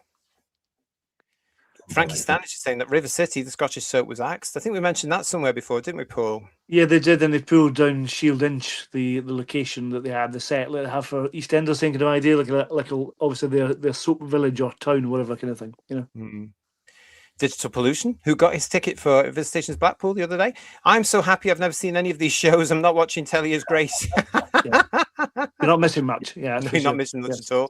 I'm from Middlesbrough, but I can't stand Smoggy Queen, says John Roberts. Well, it doesn't get that many people watching, and yet, because it ticks the box, there's the third series. Mark Benton must be laughing all the way to the bank. Yeah. FJ he was doing drag at one point in a clip I saw. I have to say, yeah. He's one of the drag queens in it. Yeah. Have you watched it? Mark Benton. I know. Yeah, Mark Benton. Yeah. Remember in Rose from Rose? You know, he's there. Yeah. He was really, really good in. I know it's Russell T Davies, but I particularly enjoyed it at the time. Second Coming. He had quite a big role in that. I can't remember him being in that. Yeah, he's quite good in Shakespeare and Hathaway as well. That thing he does with them. That I've seen on one of those BBC other channels. Yeah. And that reminds me of one of those Sunday evening things where you're just going. It's like Jonathan Creek or Bergerac. That's that kind of feel. Yeah, sort of cozy, sort of heartbeaty, crappy thing. Yeah, wasn't for me. After can I saying the Radio 4 cuts are more annoying. I really like the breadth of subjects and information from Radio 4. Radio 4 is the jewel in BBC broadcasting. Although, please cancel the Archers. Oh, there'd be an outroar, wouldn't there? I was the Archers now 70 or something. Something like that, yeah. Something like that, isn't it? Yeah. They couldn't dare touch the art. I wonder if that's gone all DEI and woke friendly. I think it has a little bit. Has this? Well, that would be I've heard things. Oh. My nan wouldn't be happy, God bless her. Emmerdale and the Archers, oof, tell you, everything's shut down for those things. I'm your servant is saying the BBC just want the rest of the world laughing at us. Well, they're doing a damn good job. And Aurum is with us. The BBC signed a massive multi-year deal for Mrs. Brown. Yes, because that was Piers Wenger, a name familiar to all of us, eh? As he was leaving the BBC to go independent, he punished the British public by signing the deal. Just before its ratings started to plummet, that lack of commercial sense would get you sacked in the private sector. Oh, yeah, absolutely would. Yeah, absolutely would. Yeah. They don't care though. There's no, because they're public funded, there's no responsibility. There's no one for them to be challenged by or report to. Do you know what I mean? There's no drive to be successful because they don't have to be. Yeah. And that's the thing. They can afford to fail. Yeah. Every single time. Yeah. Isn't it time EastEnders ended? So probably. Oh, my friend Joe wouldn't like you saying that, PB, because he loves EastEnders. Loves it. He's a London boy himself. I used to watch it with him occasionally. Well, not watch it. I'd be around when it was on. Years and years ago when it was there. Because my EastEnders is Den and Angie. Yeah, and me too. And then I stopped watching it, Paul. But the occasional one, I can't remember who the characters were, but he would watch it as we were house sharing in the 90s in London. And I'd be saying to my boyfriend at the time, I can't sit here watching London people screaming when you can go out the door and you can get them screaming at you there. I can't be done with this. Terrible. One of the many reasons I left London. Lots of you in the chat with us. Thank you. Matthew Pound is saying to us that the shipping forecast is pointless. Maybe not if you're on a trawler in the north of Scotland. Yeah, I suppose so. Yeah, I mean, it's had its place. I mean, people for decades were tuning into that for that very reason, weren't they? Yeah. You know, we used to laugh at it when we were clubbing. We used to laugh at that when we were kids, you know, because we were just stupid. We were arrogant. It was life-saving. Yeah. Life-saving. And Lex is saying to us, hi, Lex, question to the panel. That's you two. I think even though the shows you mentioned, and I agree they are rubbish, is it to do with Trump lawsuit on the BBC? Can I start that guy? I don't think it is. I think it's because basically they just don't have the money coming in. I think it's more to do with the public cancelling their license fee. What do you think, guys? The skint, that's it. Yeah, definitely. Yeah, I would agree. I agree. I don't think the Trump thing plays into it. If Trump wins, and I really hope he does, if Trump wins, then the BBC would be in a whole world of pain because the government could not bail them out to the tune of £10 billion of public money.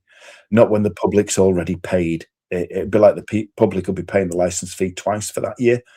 I think there'd be rioting in the streets. Obviously, all the white people who rioted would be sent to prison. Everybody else would be fine. But I think it would be absolute carnage if they tried that. But I would love Trump's lawsuit to win. Be great. Legion of James is saying, how about the BBC shut down all the foreign non-UK channels? I think that's going to have to happen. Because they're all over here anyway.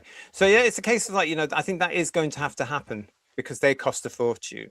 And I know they're all supposed to be about the community and what have you, but they're going to have to do something with them. Mecronon, get rid of the BBC's DEI department to save money. And Kev saying, I have a thought, just employ the right people. MasterChef, Nigella and Sai King. There's one, have many more. Okay, well, Nigella's gone over to Channel 4 now, the Bake Off. Yeah, that will be a massive hit for them again. It was starting to fall in the ratings, but with Nigella coming in now, watch it fly again. It's going to go huge. She has not getting on with Paul Hollywood, apparently. Apparently not. Really? Yeah. Well, they'll get rid of him before they get rid of her if the ratings are good. She's got a massive male following. Huge. Because she's all, oh, and I'm going to take this lovely chocolate bar and I'm going to dip it in my cup of tea and I'm going to now eat it. And it's so delicious. I just pop down at 3 a.m. in the morning and I just dip. That's what she's like, isn't she? She knows it well. Yeah. Look who her father is as well, for heaven's sake. Yeah. Yes, so we got that. Craig is saying 3 shows I'd cancel: RuPaul's Drag Race Australia, and RuPaul's Drag Race anywhere else. Job done. Yeah, that's on BBC 3. Get rid of it. Get rid of it, I'd say. Avon, BBC Proms in the Park have an orchestra. Not sure if they're on the book or subcontracted in. I'm not sure anymore myself. Let's see if we can find that out, actually. And Bill Lowry saying to us, why don't the BBC make stuff people want to watch? Then the viewers would be happy to pay for a license. That's the trick, isn't it? If they got rid of all the crap and just produced decent comedies, accessible to all dramas, accessible to all documentaries, neutral news, like they used to do. Yeah. None of the preaching and none of this, you will be told by us what we think you should be thinking. Robert Payne is saying to us, BBC national orchestras of various parts of the UK, they should be funded separately via the Ministry of Culture or whatever it's called. So they are there. Sheila B saying Radio 3 Unwind is a total waste of time and money. I don't know that. What's that? Don't know what that is. No. Zach's with us. Hello, Zach Witten. I heard the BBC was going to close BBC 4, but they subsequently changed their mind. I'd be happy for BBC 3 to go, but I like BBC 4 because it's more artistically focused. That was the thing BBC 4 was supposed to be, and it has churned out some good stuff. From our point of view as Doctor Who fans, that's probably the place that they'll show any of the old black and white Doctor Who's. Yeah. BBC 3, Dalek's Master Plan, etc., isn't it? I wonder if they will at Christmas. That'd be nice. Yeah, it'd be lovely. It would be nice. Do you know what? I emailed them today. I emailed them. Nothing back. What a surprise. Yeah. Well, they sent you a letter, didn't they? But it wasn't a reply. Yeah, what's to do with that? Yeah. Oh, goodness me. Yes. Zach is also saying, I hope BBC Studios doesn't win the bid for Doctor Who. We'll be coming on to that a little bit later, everybody. So stay with us. Oh, don't, Matthew. Matthew Pounder saying Woman's Hour is woke propaganda. Do you remember when Woman's Hour was an hour of radio for women, with women? And now every other week it's a blooming trans woman. And he sits there. Well, I think we should do this as women's rights. Oh, bugger off. I mean, come on. Have you heard this?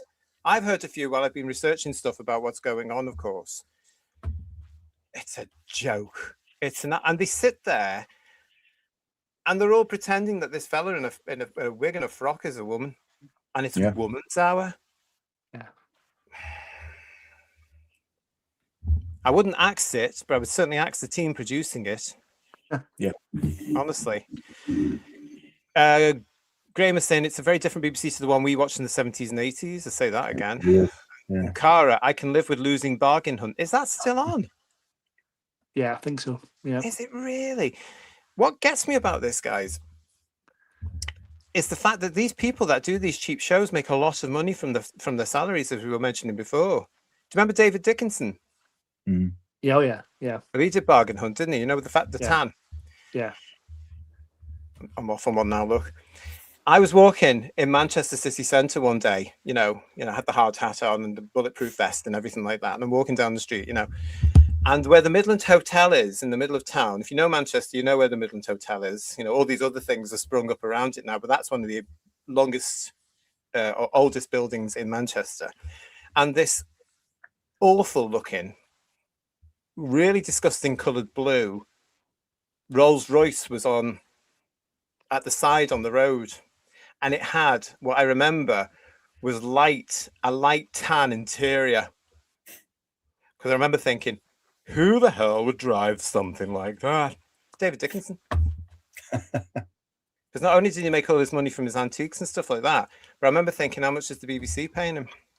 Well, he did a kind of like similar show on ITV as well, didn't he? Like the same idea, but just renamed. Yeah. Yeah, he went from the BBC to ITV, didn't he? This is Dickinson's Real Deal or something like that, I think it's called. Yeah. I think this was when he was doing, or just before, or as he was doing the start of the ITV one. Right. Yeah. Yeah. But it was. But they get one success to BBC and they flog it to death. No pun intended. Like Bargain Hunt, they really, really do. It's kind of like constant. Just have 40 series of something. Until it's boring. Yeah. Exactly. Look what they did with Strictly. Yeah. They made. Sorry, Jesse. I think if they should do something radical, really radical, if they don't have the money and they have to keep cutting things, then they should ditch all the breakfast stuff and the daytime stuff and maybe start transmitting from 3:00 in the afternoon. Well, yeah, we've just had that there, didn't we? Who was it that said that there? Radium. The BBC should bring back the test card. That should be cheap to make. Yeah. I mean, yeah, why not? If you're saving money, why not? Because people aren't watching your service anyway, because they're going through the day. Like I've been watching recently until Amazon Prime has just taken it off, Cagney and Lacey, which, don't laugh, I love it. I love Cagney. I didn't know it was on till last week. All 7 seasons of Cagney and Lacey with Sharon Glass and Tyne Daly, not the ones before. And I started watching them and it says, you have 32 hours to watch them all. I was like that. Trying to cram all these hour episodes. Did you manage? No, we've taken it off me this morning. Yeah. Dear Amazon Prime. But yeah, I mean, I'm really annoyed. But, you know, that's the daytime. Well, you don't need the BBC anymore. Let ITV have the crap. Let it. Yeah. Just let it. If it means you're saving money, no one's going to miss it, are they? No, they should be forced to shut down. There's no point in transmitting. Nobody's interested. No. It's become too. BBC used to be unique, didn't it? Now it becomes. It's like what done with Doctor Who. It's become very samey, very kind of. It's doing what everybody else does, and there's no uniqueness to it at all anymore. You know, when it was unique before. You know. Mm. Yeah, they've got lost somewhere, haven't they? Yeah, they have. Janet Fielding used to have that joke, didn't she? That when she was on Doctor Who back in the 80s, they were always joking about how the accountants would take over one day. It wasn't a joke, was it? They knew what they were talking about. Yeah. It's a shame, really, isn't it? Dalek Shalom, thank you for that. Really appreciate that. Lots of you in the chat with us tonight. Thank you very much. It's at this point I'm going to actually, because we're coming on to this very, very soon, but it's at this point I'm going to ask you all the poll this evening, okay, which ties in with what we're talking about with the BBC, and we're going to be coming to somebody called Dean Devlin shortly as part of this edition of Headlines. But yes, I'm asking you tonight, should Doctor Who remain with a British production company and in the UK? That's what I'm asking you this week. Should Doctor Who remain with a British production company and in the UK? 1 is yes, absolutely. 2 is no. And 3 is let's talk about this. Okay, so should Doctor Who remain with a British production company and in the UK? Yes, absolutely. You type in 1 in the chat. No is 2. And 3 is let's talk about this. Okay, we're going to hide that from you now, but it is open for you now. 1, yes, absolutely. 2, no. Or 3, let's talk about this as we move on, gentlemen, if you don't mind. Okay, if that's all right with you, because we're going to move on. Because the 6th Doctor, Colin Baker, has been out there. Colin Baker calls fans dragons on the side of Doctor Who. Now, that headline caught my attention. But I do think it's a bit naughty. I think it's one of those things that YouTubers tend to do to grab the clicks. Do you know what I mean? Because it's not nasty in any way. But Colin Baker, as you can see here, along with the lovely and the gorgeous Nicola Bryant, did appear this week on the Whoniverse thing with Crystal Meth, and they were talking about all sorts of things here. Colin appeared first, as he tends to do at these things. I know firsthand about that. 6th Doctor actor Colin Baker is optimistic about the future of Doctor Who, calling fans protective dragons. That's what this was about, everybody. Now, this is appearing or was reported from Cultbox, so I better give them their due here. Thank you for that, Cultbox. Colin Baker sat down with Crystal Meth on the Whoniverse show to give his perspective. Now, this is a quote now from Colin. Fandom has evolved again, he said. So now fandom is much more supportive 99% of the time. So it's like the dragons in Game of Thrones. The dragons are now very powerful, but on your side, they're fine. And at the moment they're on our side, we'll need them in the next couple of years while we reimagine what? Yeah, so that's what he's saying there. Why we reimagine it? Colin Baker is referring to the wait for the new Doctor Who series to once again appear on TV screens. It basically is about the invitation to tender, the ITT. And so he was asked what his thoughts on this was as part of this. And he said, it's exciting, actually. What is Doctor Who going to be? Because I have no doubt that we're not in for an 11-year gap. It will happen. And I think it's quite encouraging that we'll find some new, fresh, creative eyes. But let's all keep our fingers crossed. So there you go. There you go. So he's not saying anything, nasty at all about the fans. Mm. No, excuse me. He was being quite generous, I think, really, because he's trying to show that we are vociferous in our affection for it, and we do want to protect it, and we want some good Doctor Who. That's why we protect it. So he was quite sympathetic to fandom, which is nice, Mm. Well, yeah. I mean, the fact is, we've got to remember from our point of view as well. We were always very supportive of Colin when he came back in 1989 for the Ultimate Adventure. Mm. Yeah. We were delighted to see Colin. He didn't have to. He could have just walked away forever. But he didn't. And we're actually quite lucky because none of the actors have walked away forever. Even Capaldi's coming back now for conventions and stuff. Okay, there's an element of financial security in that. But Colin has generally done it because Colin generally wants to do it. He loves it. He loves meeting the fans. And he's been back on the scene since 1989. Yeah. So for him to come out and say this, it's interesting that his point of view as well about that.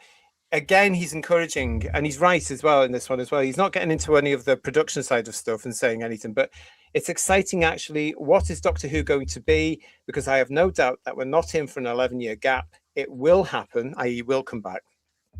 And I think it's quite encouraging that we'll find some new, fresh, creative eyes. But let's all keep fingers crossed. It's very optimistic of him, isn't it? It's great. Yeah. I just wonder, not wanting to pour water on it, but I just wonder if, knowing how Colin can be quite PC, I wonder if when he's mentioning fans, if he's talking about us or if he's talking about the other lot. Do you think these people, Ian, know that there's more than one set of fan though for Doctor Who? Do you think they know? I would hope so, but look where he is. Look who he's talking to. He's talking to one of the most toxic, divisive figures in that side of, I don't really want to call it fandom, but I can't think of another word. So, crystal meth is horrible.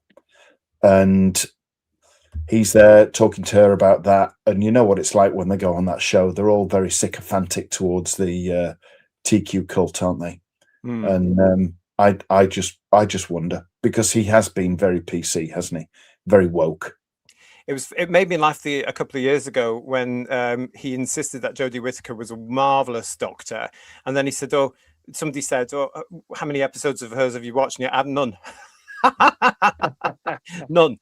So it was basically because he was very supportive of a female Doctor Who, if you remember. Why shouldn't it happen? To which people like us, smart asses like us, came out and said, well, this is the reason why. If you've forgotten 26 years you were in, and it was the established continuity of the show, you know. And there was a bit of a brouhaha between him and Mr. Davison, wasn't there, about that? There was, yeah. Colin was quite respectful to the fans and the franchise in that clip, said Avon. Matthew Pounder is saying Colin is no longer the worst Doctor. Very, very true. Yeah. Very true. It's nice that he actually talks in this Whoniverse show thing as well about how his era and his Doctor has been revalued, which is true. And I think part of that is down to the audios he did. Oh, definitely. Yeah, without a doubt. Yeah. But I also think as well, Paul, it's because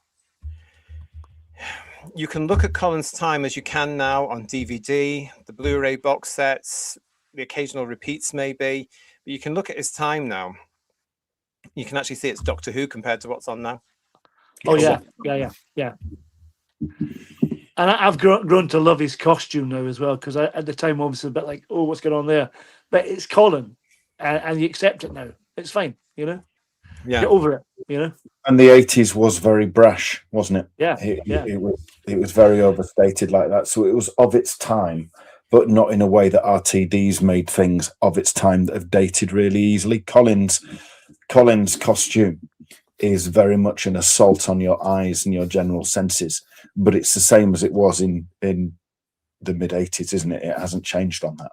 Yeah. Whereas, But do you know something though? I think the costume as well. I don't feel it's out of place today. It just seems. No. I mean, you're quite rightly saying it was the 80s and everything was big and brash and colourful. Yeah, absolutely it was. Hurrah for that. It was basically rebelling against what we've been through with all the brown and tans of the 70s. But you look at Colin's costume today. I don't know. I don't think people really notice it. Really, I mean, it screams Doctor Who in a sense. And look at the amount of little kids that dress in the costume. I'd take that over an idiot in a skirt. Well, yeah. Colin defended Time Lash as Frankie Starridge, and Lawrence Steele is saying, "I love Colin." Yeah. I was going to say I did watch that program, and some of it I did enjoy. But I was going to say yes for Phil. He did. They did praise Time Lash. So he did. Yes, they did. Yeah, because he said he never understood why Time Lash got the disrespect from us fans at the time, and then he did, and now it's been reevaluated. Well, it has, and again, I think it's purely because Who viewers the fact that I will watch anything quite happily from the Colin Baker era, the Sylvester McCoy era, and by those I mean the silly things like Time Lash, Time Flight, which we reviewed recently, Delta and the Bannermen. I will watch those and recognize Doctor Who instantly compared to what I lived through with the Gatwa era, which I don't even see the Doctor in his own show.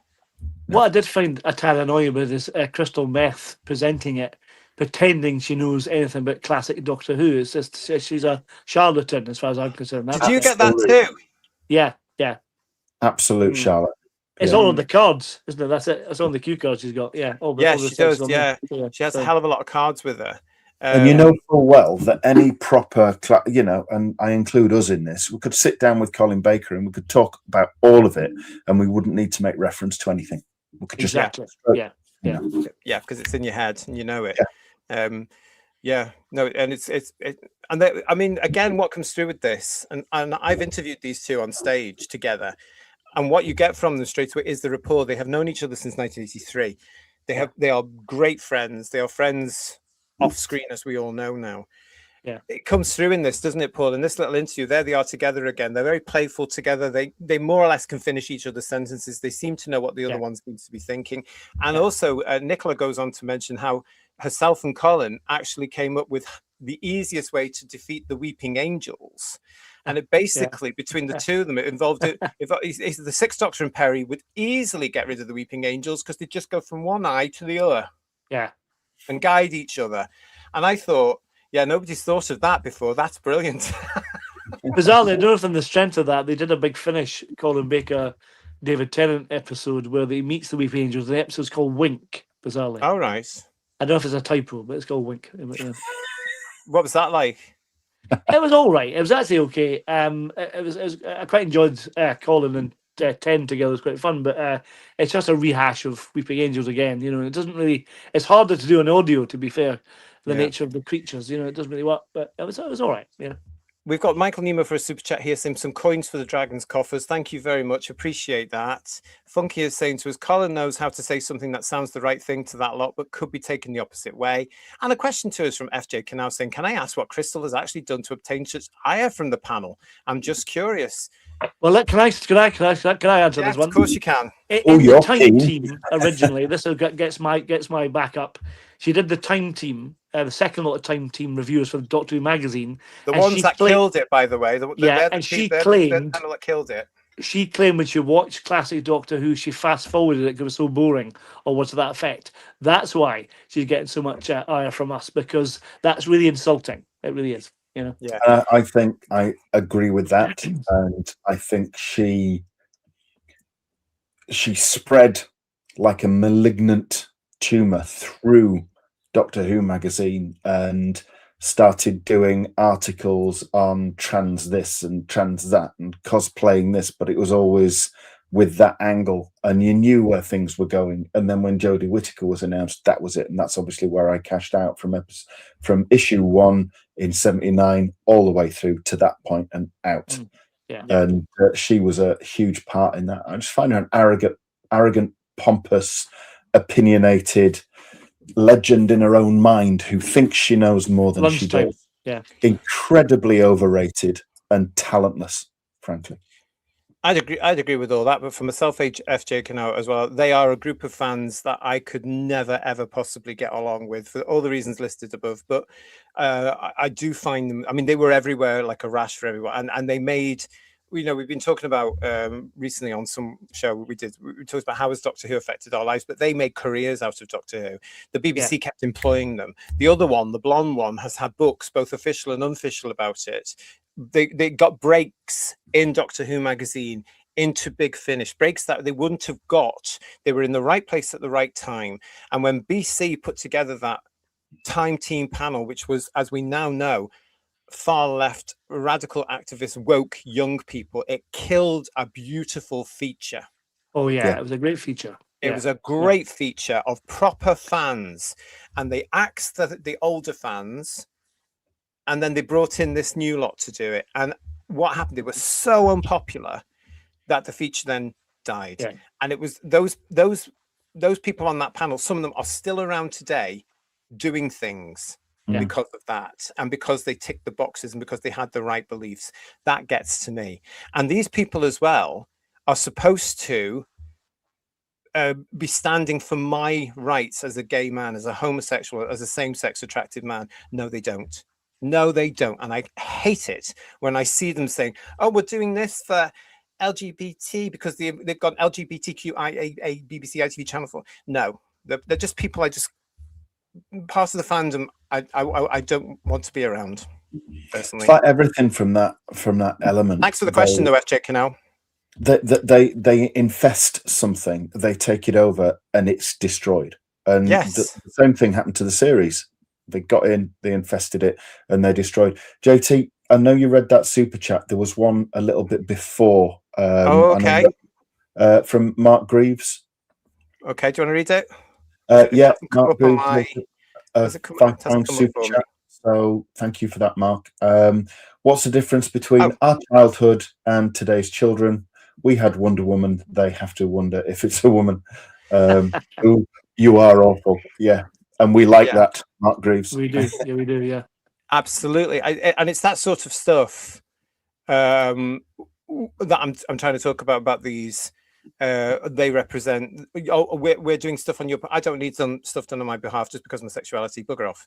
I did my part in the 80s and 90s. Where the hell were you? Oh, you weren't born yet. You know nothing. So going back briefly to the Time Team thing we're talking about, I thought you're right. It was a really good article, a lovely, passionate group of fans reviewing. They were Doctor great. Who. And what they did was the wonderful illustrations of caricatures of the stories, like bits from the Daleks or whatever, and they were great. It was a lovely feature. I really miss it. And you're right, it just killed it stone dead. It was awful when they took over. Yeah, terrible. Yeah. Terrible, yeah. Lex has also given us a super chat. Thank you, Lex. The Whoniverse show should be axed. Boring. I agree with that, Lex. I mean, you know, it's not for us anyway, is it? It's for a minority. I only looked at it now because Colin was on it with Nicola. So Sylvester was on it recently as well, and Paul McGann when the movie came out. Yeah, but I think they have fired one of the presenters. There was a black guy on it. He was fired. I think he's not on it anymore. It's just hard. It was awful. But one of the other reasons I can't watch it, of course, is because that bloody Tia Coffee's on it. Therefore, ticking the box. One of the things I would do as well. Steve Blackie, how are you? Colin as the Doctor has changed and not a moment too soon. Colin's Doctor evolved so quickly. He was always my favourite when I was buying and listening in the early days to the Bog Fanish series. Colin was my favourite. No disrespect to Peter or Silver, of course, but Colin was my favourite, and he got some cracking stories. Really cracking. Remember that Lazarus stuff? Oh, that was great. Yeah, the first one was superb, and the one that had the clone as well, Project Lazarus. I won't spoil it too much, but that was a cracker as well. No. Really good, yeah. Well, we will be reviewing them at some point because I want to go back and listen to them because they were fabulous, and Colin was brilliant in them. What was I saying? I can't remember where I was going. What was I saying?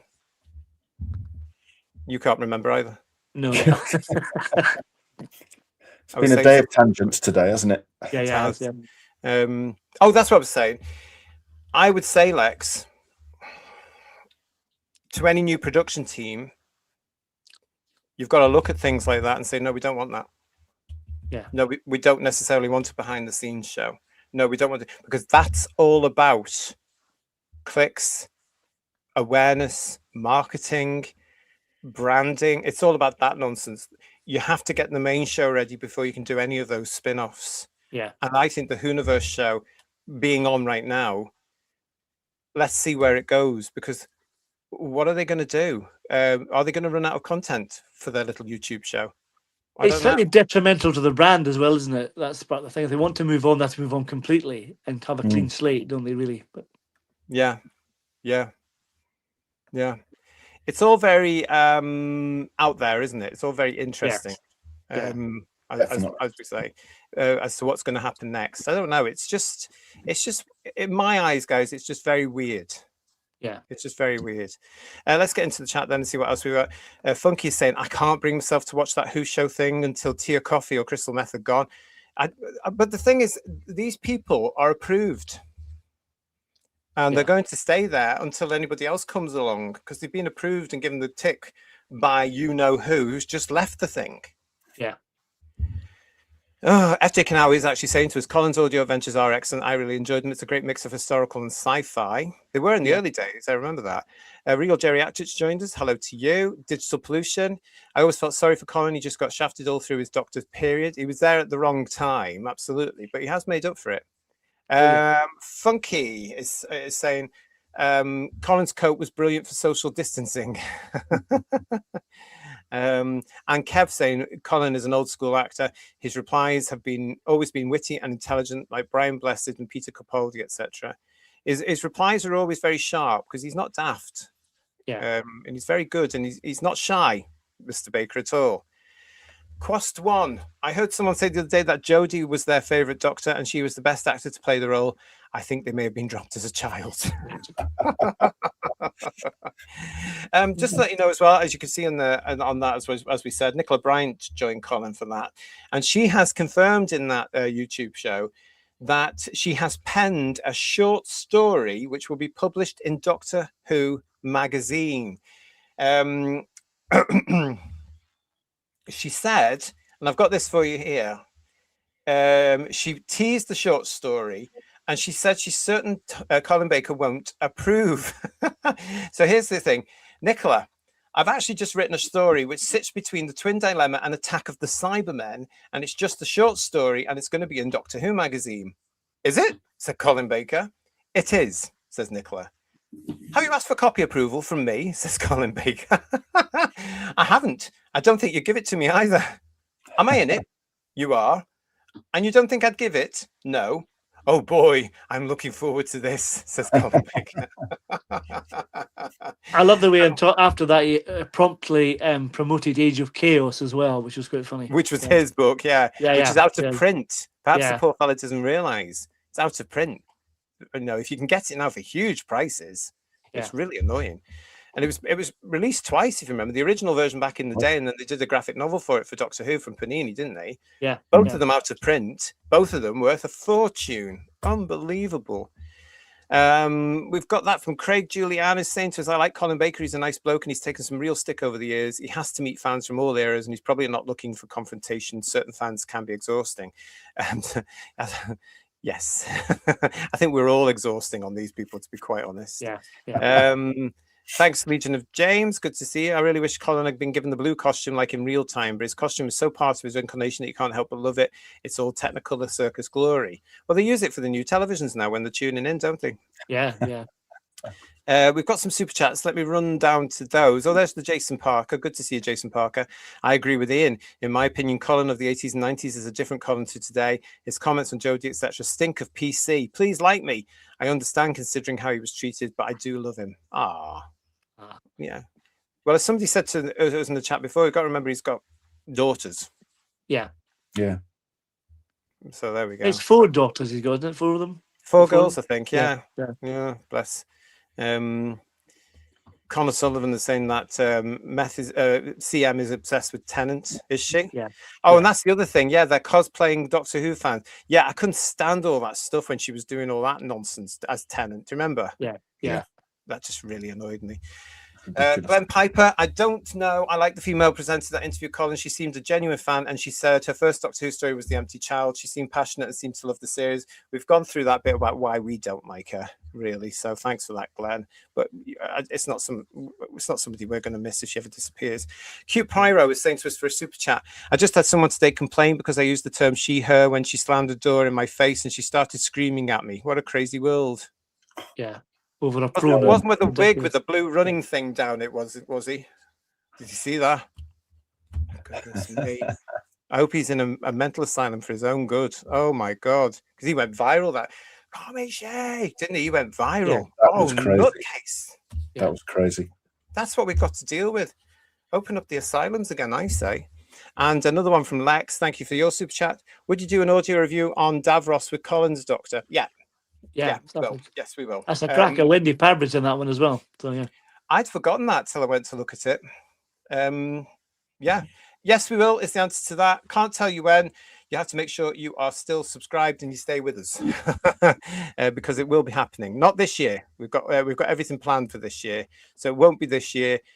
It might not even be next year, but it'll be sometime.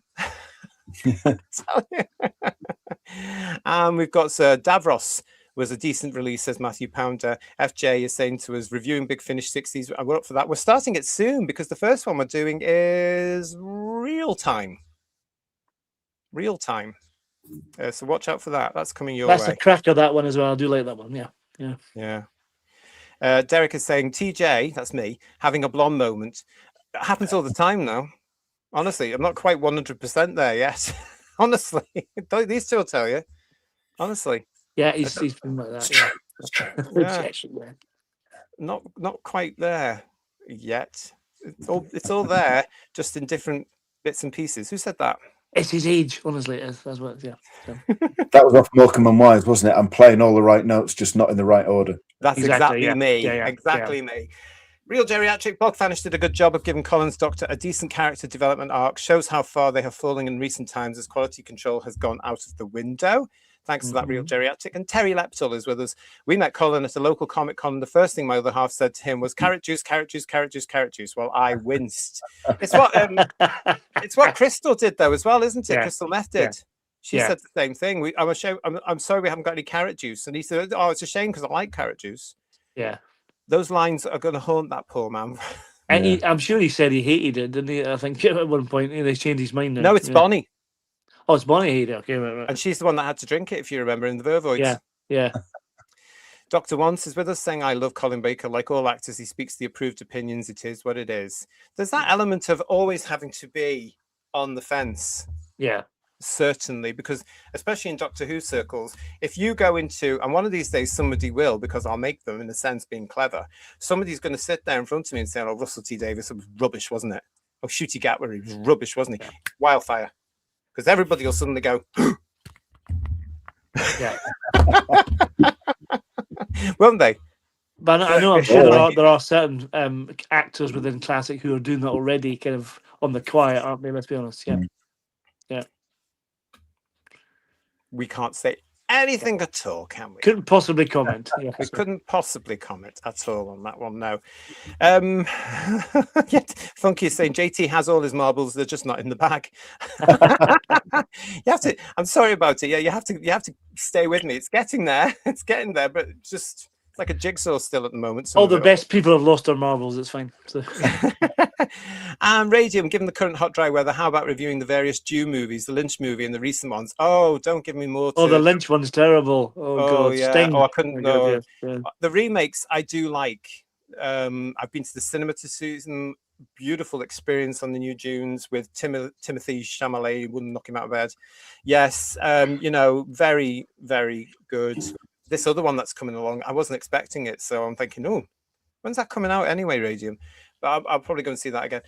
We've got enough on our plate at the moment for reviewing them. Got Indiana Jones coming up next year. Come on. And we've got Cute Prior for a super chat. They got banned from my local shopping market due to their behavior and the staff apologized. I stated it's not for them to apologize. Who got banned? The people screaming at him, probably. That lot. Oh, them. Yes, of course. Of course, Cute Prior. Yeah, well, yeah. Well, it's crazy. Yeah. They got banned. Was it he? Depends who you ask. I was going to tell you about what a friend of mine said the other day, but I've decided we can't because we might get into trouble. Tell us afterwards. Yes. Yeah. But I remember thinking, you might have a point there, pal. You might have a point. Clem Piper's reminding us, Christopher Eccleston and RTD together in an interview wouldn't be pretty, would it? Oh, I'd love it. I'd like to be in the middle. That'd be great. What was I? Right, seconds out. Go for it, Eccleston. you want to come back with that? Yeah. Oh, wouldn't that be a great interview? It would be fantastic. Yeah, that'd be a fantastic interview. Oh, it'd be brilliant. You're terrible, you lot out there. You really are. You're very naughty, aren't you? Very naughty. Okay, then. Yes. So that was that. So that's Colin and Nicola talking about regeneration and new up and coming projects in Doctor Who magazine from Nicola, and Colin's view on the future of Doctor Who. Of course, he's very optimistic. Do you know what I wanted to say about that whole thing is those of us that were in this before, we are optimistic. We know it's going to come back, don't we? Yeah. It's just a question of decent time away and who gets it. Yeah. Yeah. And that's the worrying thing. Who's going to get it? And what they're going to do with it. Yeah. Yeah. Before we get onto that subject, there was another announcement for Visitations Blackpool this week.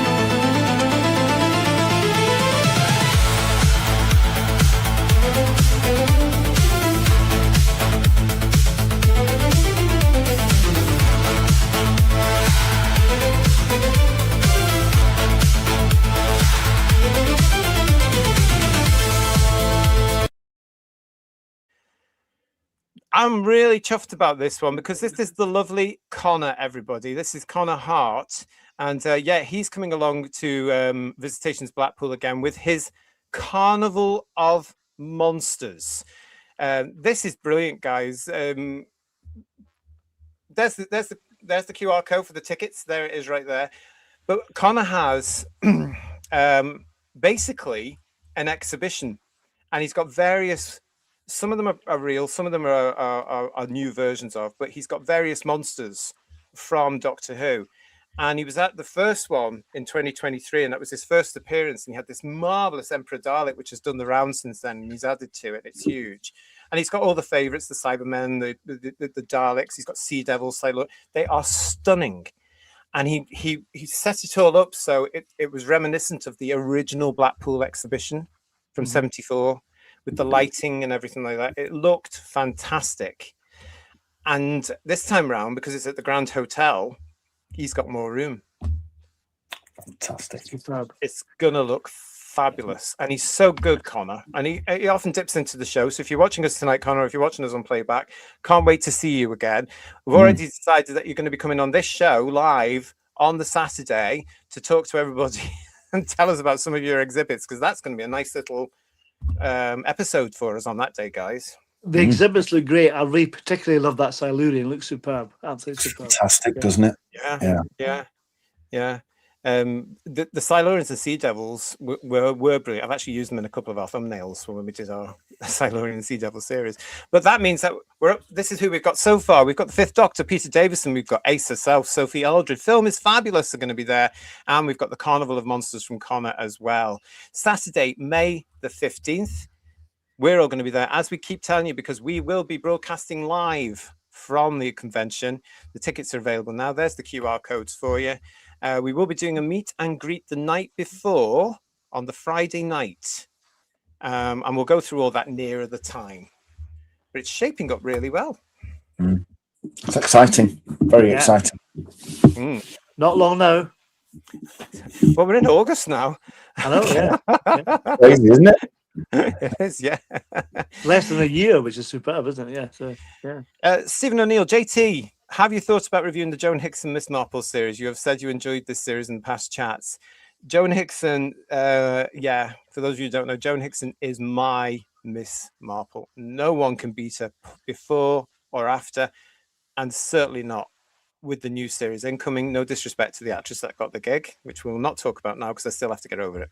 But anyway, have I considered that? Yes, I have actually. Yeah, I have. I've considered reviewing them. It won't be anytime soon, but I have, just purely because I love them. Can we do the Margaret Rutherford ones as well? They're superb too, I have to say. Yeah. She's the one I grew up with, of course, because BBC Two would show her. Remember the films on BBC Two? But that great theme she had as well. Remember that the camp theme. Yeah, Problem Being could do us a fabulous version of that. I'm sure. But when I watched the Joan Hickson Miss Marples, I realised that Miss Marple wasn't this camp diddery old woman. Yeah. Helen Hayes had to go with those American things as well. Do you remember? Yeah. She got it wrong as well, in my opinion. God love her. but Joan nailed it because Miss Marple is, and having read all the books now as well, Miss Marple is a villain herself. She understands what the villains do, and that's why she's quiet and she's always watching. And she's definitive in the same way David Suchet is to Poirot. I think Margaret Rutherford's a bit like Peter Ustinov is as Poirot. They're kind of they're nice takes on it, but not quite right. But I like the performances. You know what I mean? Whereas Albert Finney's terrible as Poirot, as an example. That's a terrible performance. You know, but yeah. What did you think of Kenneth Branagh? I've only seen clips. The moustache is bloody ridiculous. Anyway, apart from that, yeah. Although I was pointed out by a really big friend of mine who's a really big Agatha Christie fan. He pointed out a line of text in one of her where the moustache is huge. Oh, really? Right. And I went, oh, okay, so that's me shutting up then, because you know better than I do. But strangely, they never did that in the David Suchet version. I know he had like little nets on his moustache for bedtime and stuff like that. But they never had a massive kind of almost like a handlebar moustache. It was massive. Yeah. Very grateful. Now that's the sort of quality I think the BBC should be doing again. That was a BBC production, occasionally with a production contribution from ABC or Canada or wherever it was. I can't remember. But that's my BBC. You know, capturing the quality. I mean, the the Joan Hickson Miss Marple they did in the Caribbean. Yeah. 20 million viewers at Christmas. That was on one of the catch-up channels the other day. It was on Donald Pleasance is in that one, isn't he? Yeah. He's in it. He's in, and he's brilliant. And I'm very grateful for those because when I see that coming on, I watch them and I love them. And I'm, just like, that's the BBC I want. That's the quality I want again because it's beautifully done. That's proper British telly. So yes, I have considered reviewing them, but it's not going to be anytime soon. Thank you for the question. Lex is saying for a super chat, I found another sci-fi script I wrote 15 years ago. Robot Warriors. Very good. And also my sci-fi thriller script, Who to Trust, a murder mystery in space. Well, you see, you've caught me. Yeah. That's why I quite like Terror of the Vervoids. More of that coming in time, but I like all that sort of stuff. And Cute Pyro, thank you for your super chat. The police force for my area are currently being sued in a civil lawsuit due to multiple law violations, prejudice, malpractice, wrongful arrest, false imprisonment, malicious prosecution, and human rights breaches. Please wish me luck. Well, good luck to you. Yeah. Have you? Is this an issue that you can get the Free Speech Union involved with? I don't know. Might be something for you to look at if it goes along with what they can help out with, because they're very good.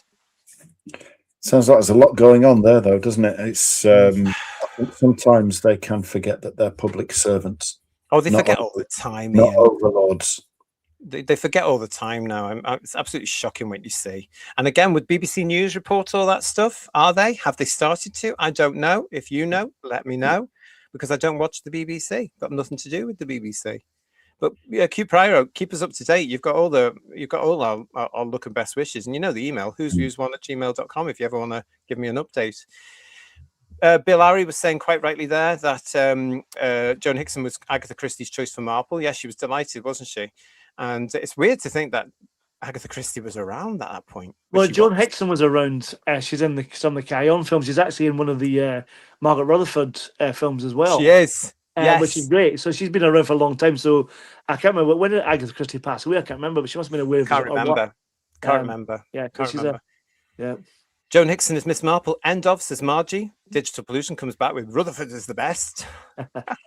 I love this because they've got to that point now in the Agatha Christie. So it's like the Doctors. Which is your favorite Miss Marple? Which is your favorite Poirot? Apparently there's a American version of a Poirot with Tony Randall as David Suchet called the ABC Murders. I think it's on one of the cable channels. It's a really bizarre adaptation. Yeah, done by the same people who did Miss Marple. I think the Margaret Rutherford ones. I think. I know nothing about Miss Marple at all, apart from Agatha Christie's turning up at the Harrogate Hotel, not a million miles away from here. But with giant wasps, you mean that one? Yeah. Not quite. But I am curious, JT. You said that they've given the role to somebody else. Is this controversial? Not I'm controversial. Curious. It's just I don't want to talk about it right now. Pardon? I don't want to talk about it because it's like, oh, okay, got it. My missus is a massive fan of Agatha Christie, particularly. Yes, she is. The Joan Hazel, Hickson isn't stuff, she? yeah. So she'll Thanks, maybe get Thorn. one for that, yeah. Thorn76 with his comment there. Thank you. I love Geraldine McEwen as Miss Marple, but then I love Geraldine period, Mulberry, Lucia, etc. Geraldine McEwen. I Blot on the Landscape is my favorite for Geraldine. No, oh no, that's not somebody else, isn't it? No, Geraldine McEwen. Oh, she was one of the ITV. No, sorry, no, I don't do the ITV Miss Marple's. Camp. Just my opinion. Camp. Which Tom was in one of those ones, wasn't he? Was he? I think it was, yeah. Because she retired, didn't she? And then Julia Mackenzie took over. Camp. Not for me. Stephen L. Reese, hello, mate. How are you? Hi, all. I've been listening in whilst doing DIY. How butch of you. Joan Hickson was fantastic. A Murderer's Announced was my favourite. It's a well cast back in those days, and I absolutely adore Peter Ustinov as Poirot. Those films are something, I tell you. Yeah. But we have gone off on a tangent again, everybody. We are good at that on this show, aren't we? Yes, we are, yes. Absolutely ridiculous. We've gone off on a tangent. Okay, so I'm going to get us back on track because, oh yes, this is where we're going now, he says.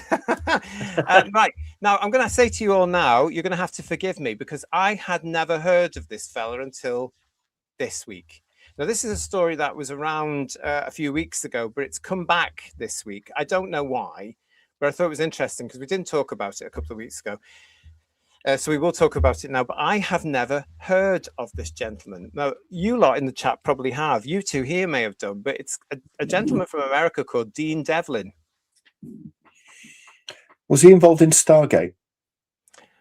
I want to say Stargate, but I also there's another one that he might have been, but I've heard of him from something. Definitely. Well, according to this, yes, it was Stargate. He was the co-writer with somebody called Roland Emmerich. Oh God, also, yeah, he went on to do Independence Day. Well, that's the thing. So did this fella, apparently. Universal Soldier, Stargate, Independence Day, Godzilla, The Patriot, Eight-Legged Freaks, right. Loads of other things here as well that I've never heard of. Independence Day Resurgence, Geostorm, Bad Samaritan. On television, Godzilla the series, The Librarian, which apparently is still going now. Lots of them. The Outpost, Almost Paradise, The Ark. Anyway, that's who he is. So this fella, for me, as I said, I'm sorry, never heard of him. I'd never heard of him. In fact, on his Facebook recently, when I saw this, which I'm going to show you in a second, I put down, "Who are you?" Barrage of abuse. He's an American screenwriter, producer, director, and actor of film and television. He is best known for his collaborations with director Roland Emmerich and for his work on The Librarian and Leverage television franchises. He is a co-founder of the production companies Centropolis Entertainment and Electric Entertainment. So it's Electric Entertainment that has been put into the picture this week.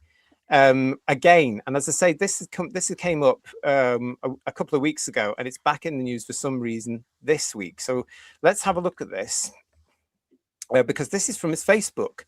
And as you can see here, in fact, what I'll do first of all is I shall show you the post he put on his Facebook before I show you the rest of it, because the post he put on his Facebook was this. So the BBC is putting Doctor Who out to tender. Do you think they should partner with us at Electric Entertainment? Okay. Do you think they should partner with us at Electric Entertainment? Now, as I say, guys, I've never heard of this. Or him. So this was news, and then he's put out this. There he is, asking the question: should they be the new production company to do Doctor Who? No, this is all AI. Well, if he's bringing back the Capaldi TARDIS, then that's a yes from me. Well. This is all AI, and this is where the word AI slop comes in for me, really, because keep watching this now. This is Oh, it's got the woman in. No, that's it. Yeah. So that was that, and so he's asking the question. Now, I went on that particular point saying, "Who are you?" And as I say, the gates of hell opened. And that's when I thought I'd do some research. But this ties in with what I'm asking you tonight on the poll, which is basically, should Doctor Who remain with a British production company and in the UK? Because certain people in America are looking and doing things like this Dean Devlin fella has done. I can tell you at the moment that out of you in the chat with us tonight at the moment, none of you have said no. 35% of you have said, let's talk about this. And 66% of you have said, yes, absolutely. Absolutely, it should stay in the in Britain. So I'll keep that open for you. Should Doctor Who remain with a British production company and in the UK? 1 is yes, absolutely. 2 is no. And 3, let's talk about this. So I don't know. I don't know what you guys think about this sort of thing, but you know, I am one of these people who views. And I'll say this to you absolutely, honestly. No, it has to stay in Britain. We have brilliant talent in our country, some of whom, in fact, the majority of whom get overlooked. And I'm not just talking actors. I'm talking writers, producers, directors. They'll get overlooked for whatever reason. You know, but they will, and they're out there. Doctor Who is a British family television drama. I don't think it has any need to do what the BBC have tried to do over the last 15 to 20 years with it, of making it one of these huge, big things to compete with the likes of Star Trek. And isn't it uncanny that because they've all tried to do things that they shouldn't have done and followed mythical audiences, every single one of them is off now? I do think that with Disney, it could have worked and been hugely popular again if it had been done right in terms of the actual production and the storytelling. But I do feel a little bit like you that because it is a British thing, having Americans working on it and changing what makes it popular, certainly abroad, is probably a mistake. But having had my fingers burnt with Russell T Davies, who knows what could come from this? You never know. It could still be. They could maybe produce it and have a lot of British talent involved with it still, like the Doctor or the Companion or maybe some of the crew if they film over here. Who knows? You know. But would they? I mean, Cute Pryor was saying to us, the show is British in origin. That's why people wanted to watch it. Now, exactly. Now, I'm going to bring up 1996 as the example. Okay, 1996.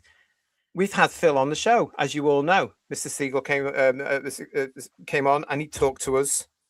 And he blatantly, sorry, not blatantly, he basically said that they were going after the American audience. That was it.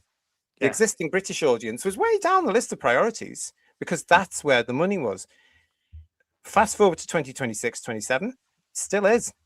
It still is. So if you give this show, this beautiful British family drama to an American production company, they're going to go exactly down the same route. They may even start refilming certain classic scripts again.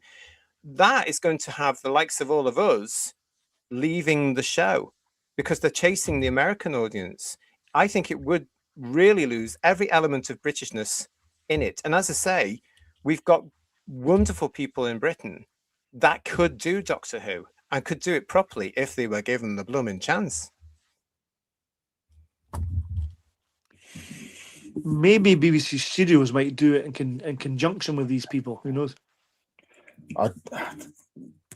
Whilst the BBC is still infested with all those people, I don't want the BBC having anything to do with it at all. That's the problem.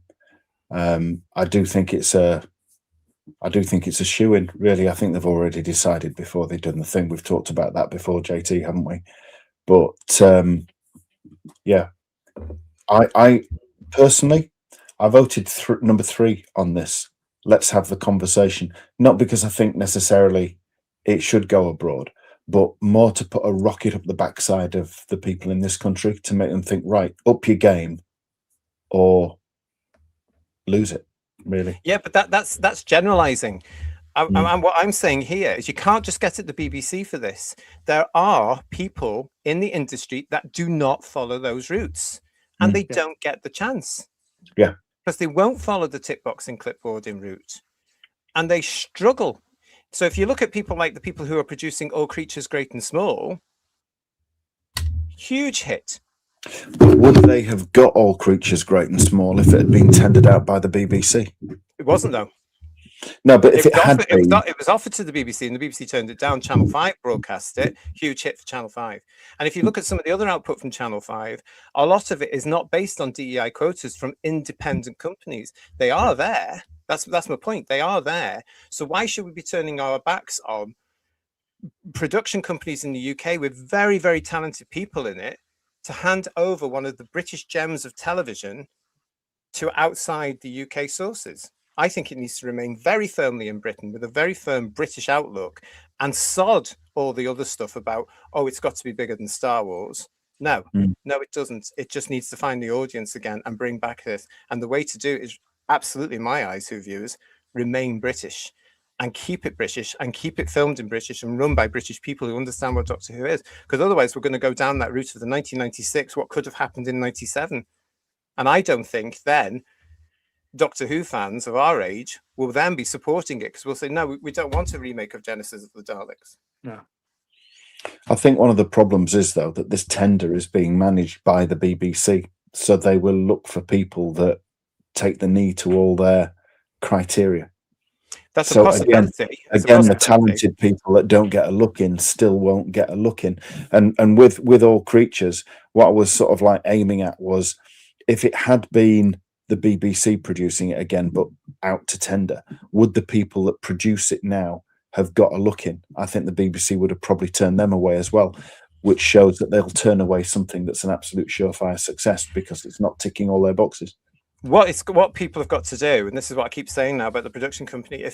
Stephen Moffat is saying there's lots and lots of people running around, hovering around Doctor Who and being interested in Doctor Who. I personally have not seen evidence of that yet from people I have asked in the industry. So if they are, and they're going to bid for this thing when eventually the tender process comes out, they have to be 100% firm with the BBC and say, this is how we see it. We're putting the money into this.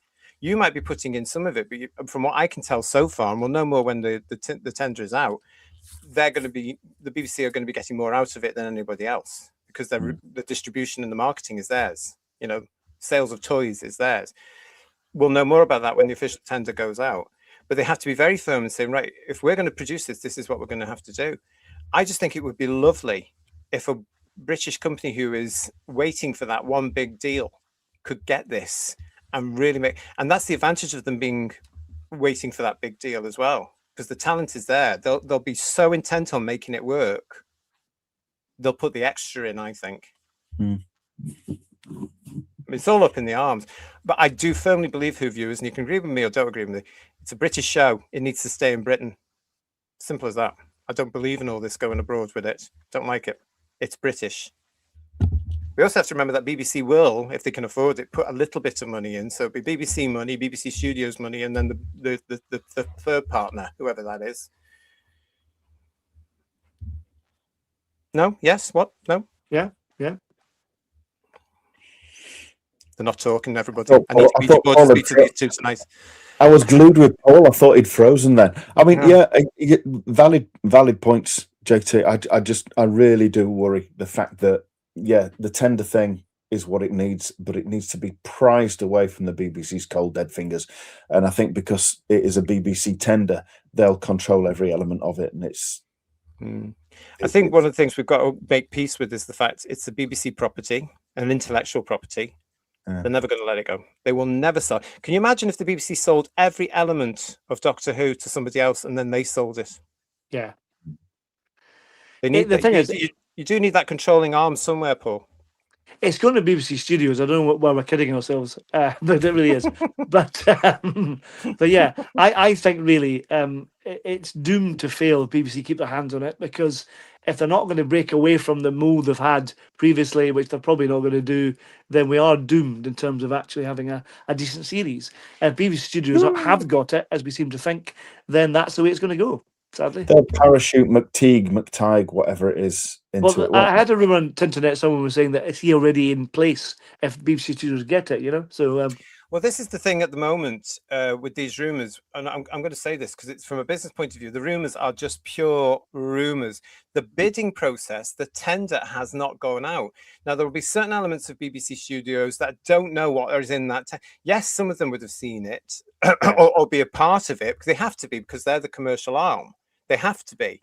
But not all of them will. It doesn't, as we talked about with the BBC's annual report a couple of weeks ago, BBC Studios, as we know, is now split into other companies. They actually said, didn't they? The CEO of the studio said that one of their spin-offs, if you like, would actually go hell for leather to get Doctor Who. Yeah. So it would be under a BBC Studios arm, but it would be one of their production companies. Now, a couple of those production companies are very successful with certain things. Again, it's an independent company which just happens to be owned by BBC Studios. It's very complicated. Yeah. But in a way, it sort of makes sense. So, you know, yeah, it is interesting. But when it comes to the rumors and all this gossip, just bear in mind it is rumor and gossip because there's no show in production. Yeah. There's no show in production. There's nobody on the horizon. Nobody's being cast. Nobody's been given any inside information. There's nothing there. So when people come along and say, "Oh, I've heard about Pete McTeague, however you want to say it, or this is happening, or we've heard this or whatever," it's not because people don't know, you know, because there's nothing there. It's literally at the moment. How can I say this? How can I say? Take this any way you want. But at the moment, it could come back. It couldn't. It can go one of two ways. They could actually just very quietly brush it under the carpet. Yeah. Yeah. Because there's nothing in place. And the BBC has a lot, as we keep illustrating every week, the BBC has a lot of problems right now. So even though they're saying Doctor Who's going out to tender, and it probably will, but there is that other alternative to say, yeah, it's going out to tender, but let's go down the 1989, 1990 route, shall we? Do you know what I mean by that? Yeah. Let it slide. Yeah. Just let it slide off a bit. Yeah. Yeah. Who knows? I do think by October the tender process will be out there, but that's something else. Jess Corbin is saying being produced in Never Neverland, future Doctor Who will definitely work? ? Radium is saying Doctor Who got too popular for its own good for a little while, possibly. Yeah. Matthew Pounder, America doesn't understand individualism, which traditionally Doctor Who is about. And Steve Braddock saying they should give it to the Small Profits team or Ghost team. They would do it justice. Yeah, somebody else there said about Ghosts as well. I put up the chat there about the Ghost team. Again, Ghosts, massive success and a movie. Yeah. Hello? So let's have a look. Downton Abbey, 7 huge seasons, 3 movies. Ghosts, successful series and a movie. All Creatures Great and Small, very successful series.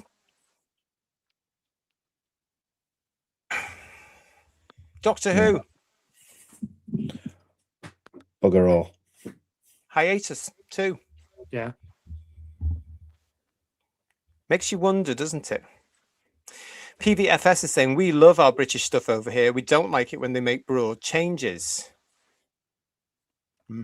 Okay. Neither do we. No.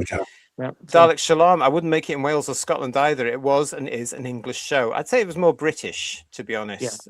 Yeah. Dalek Shalom, I'd say it was British because it's had, you know, we're split into all the things, but we are Britain and it's a British show. It was shown everywhere. It was shown all over. It was shown in Northern Ireland. It was shown in Scotland, England, Wales. It's British.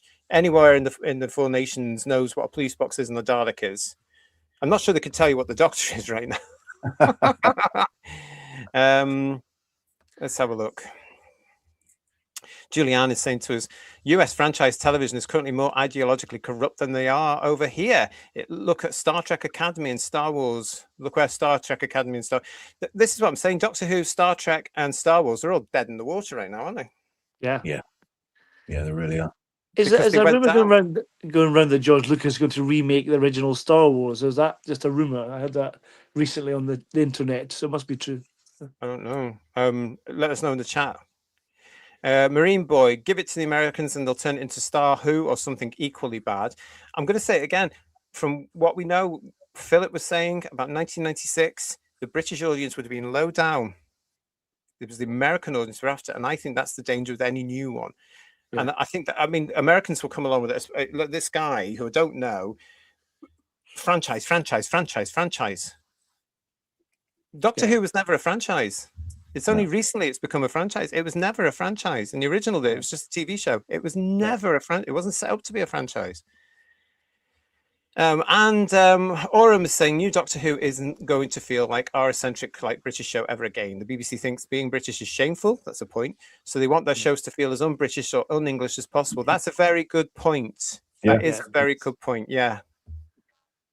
Yeah, there could be something in that, actually. That's sad, but it's a very good point.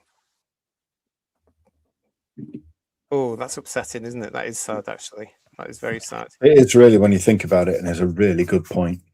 You know, I mean, Gatwa, there were smattering Nigerian stuff everywhere, weren't they? And symbolism and things like that. They still are, with Thingy, the woman one. Jo Martin. Yeah. Thank you. I keep forgetting her name, don't I? It's terrible. It's because she's not relevant. She's not. She's not canon. She's not. Yeah. So. No. John Henson, the people behind Endeavour, Young Moore should have a go. Mystery with Monsters. They've all, a lot of them would have gone on to other things as well, of course. Robert Payne, your US audience like Doctor Who because of its British tone. And Stephen L. Rees. The issue is DEI is rife across all TV producing companies and theatres in the UK. To be normal is to be outcast now, unless it gets taken on by Channel 5, but I can't see it improving now. Again, it's the independent companies. We'll have to wait to see who gets it. But I do think they've got this opportunity to actually turn everything on its head and say, look, this is how we want to do it. This is science fiction. And therefore have an effect on possibly. Do you remember when Doctor Who came back in 2005? How the look of the show had an effect on absolutely everything around it. Do you remember? Yeah. I mean, they all started to do that next time thing, didn't they? Because Russell, given his due, understood if we do a next time trailer, people will come back the next week. And by God, they did. So everybody copied him. Yeah. And Doctor Who was the first show to do that here in the UK. Mm. Yeah. So they've got that opportunity, I think, again, to do it now.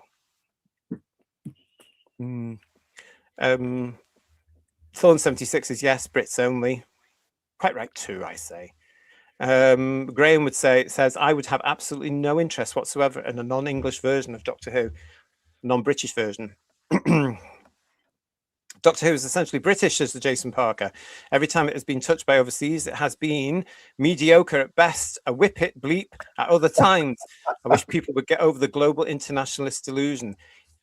That's where Doctor Who is now, isn't it? The Jason Parker. It's all about money. It's so sad. Creativity's gone that way because money's coming. It's got to make money. It's got to make money. And Doctor Who has fallen victim to that whole, how many action figures can we get out of this episode? Yeah. How many sonic screwdrivers can we get in a season? Yeah. When the marketing element starts dictating which way the actual series goes, it's the tail wagging the dog, isn't it? Yeah. But do you think it has done? Oh, yeah. I think it has done. I mean, look at this thing they're doing with Jo Martin. That's purely to try and get Grotzits in. Oh, yeah. Sorry. I make myself laugh sometimes. That's not going to work, is it? Dystopian Nightmare. Doctor Who absolutely needs to keep a stiff upper lip.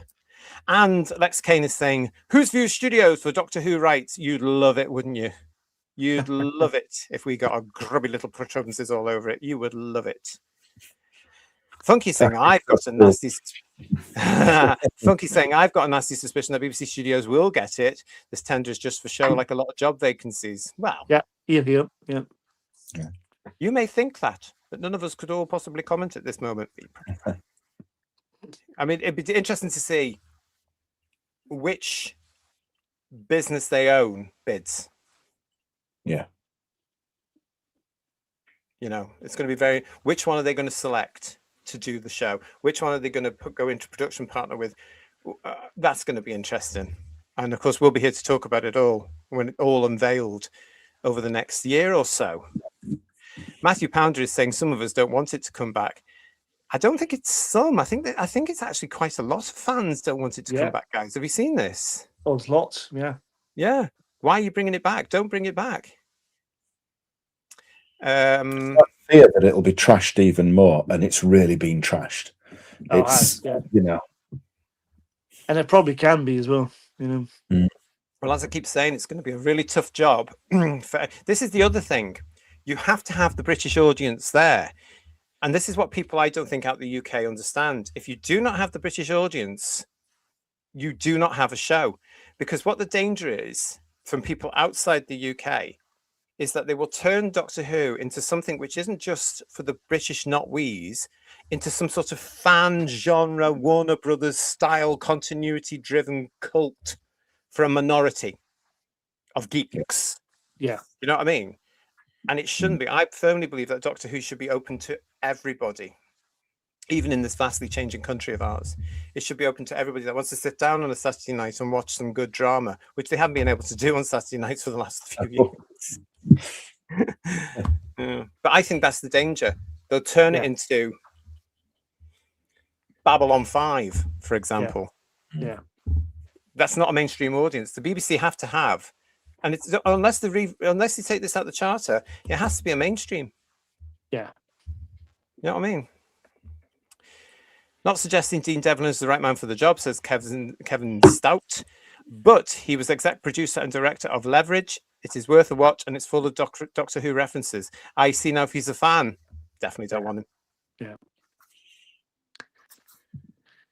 And have you seen the Eight-Legged Freaks as well? That's a terrible film. But, No. I remember if I've seen that.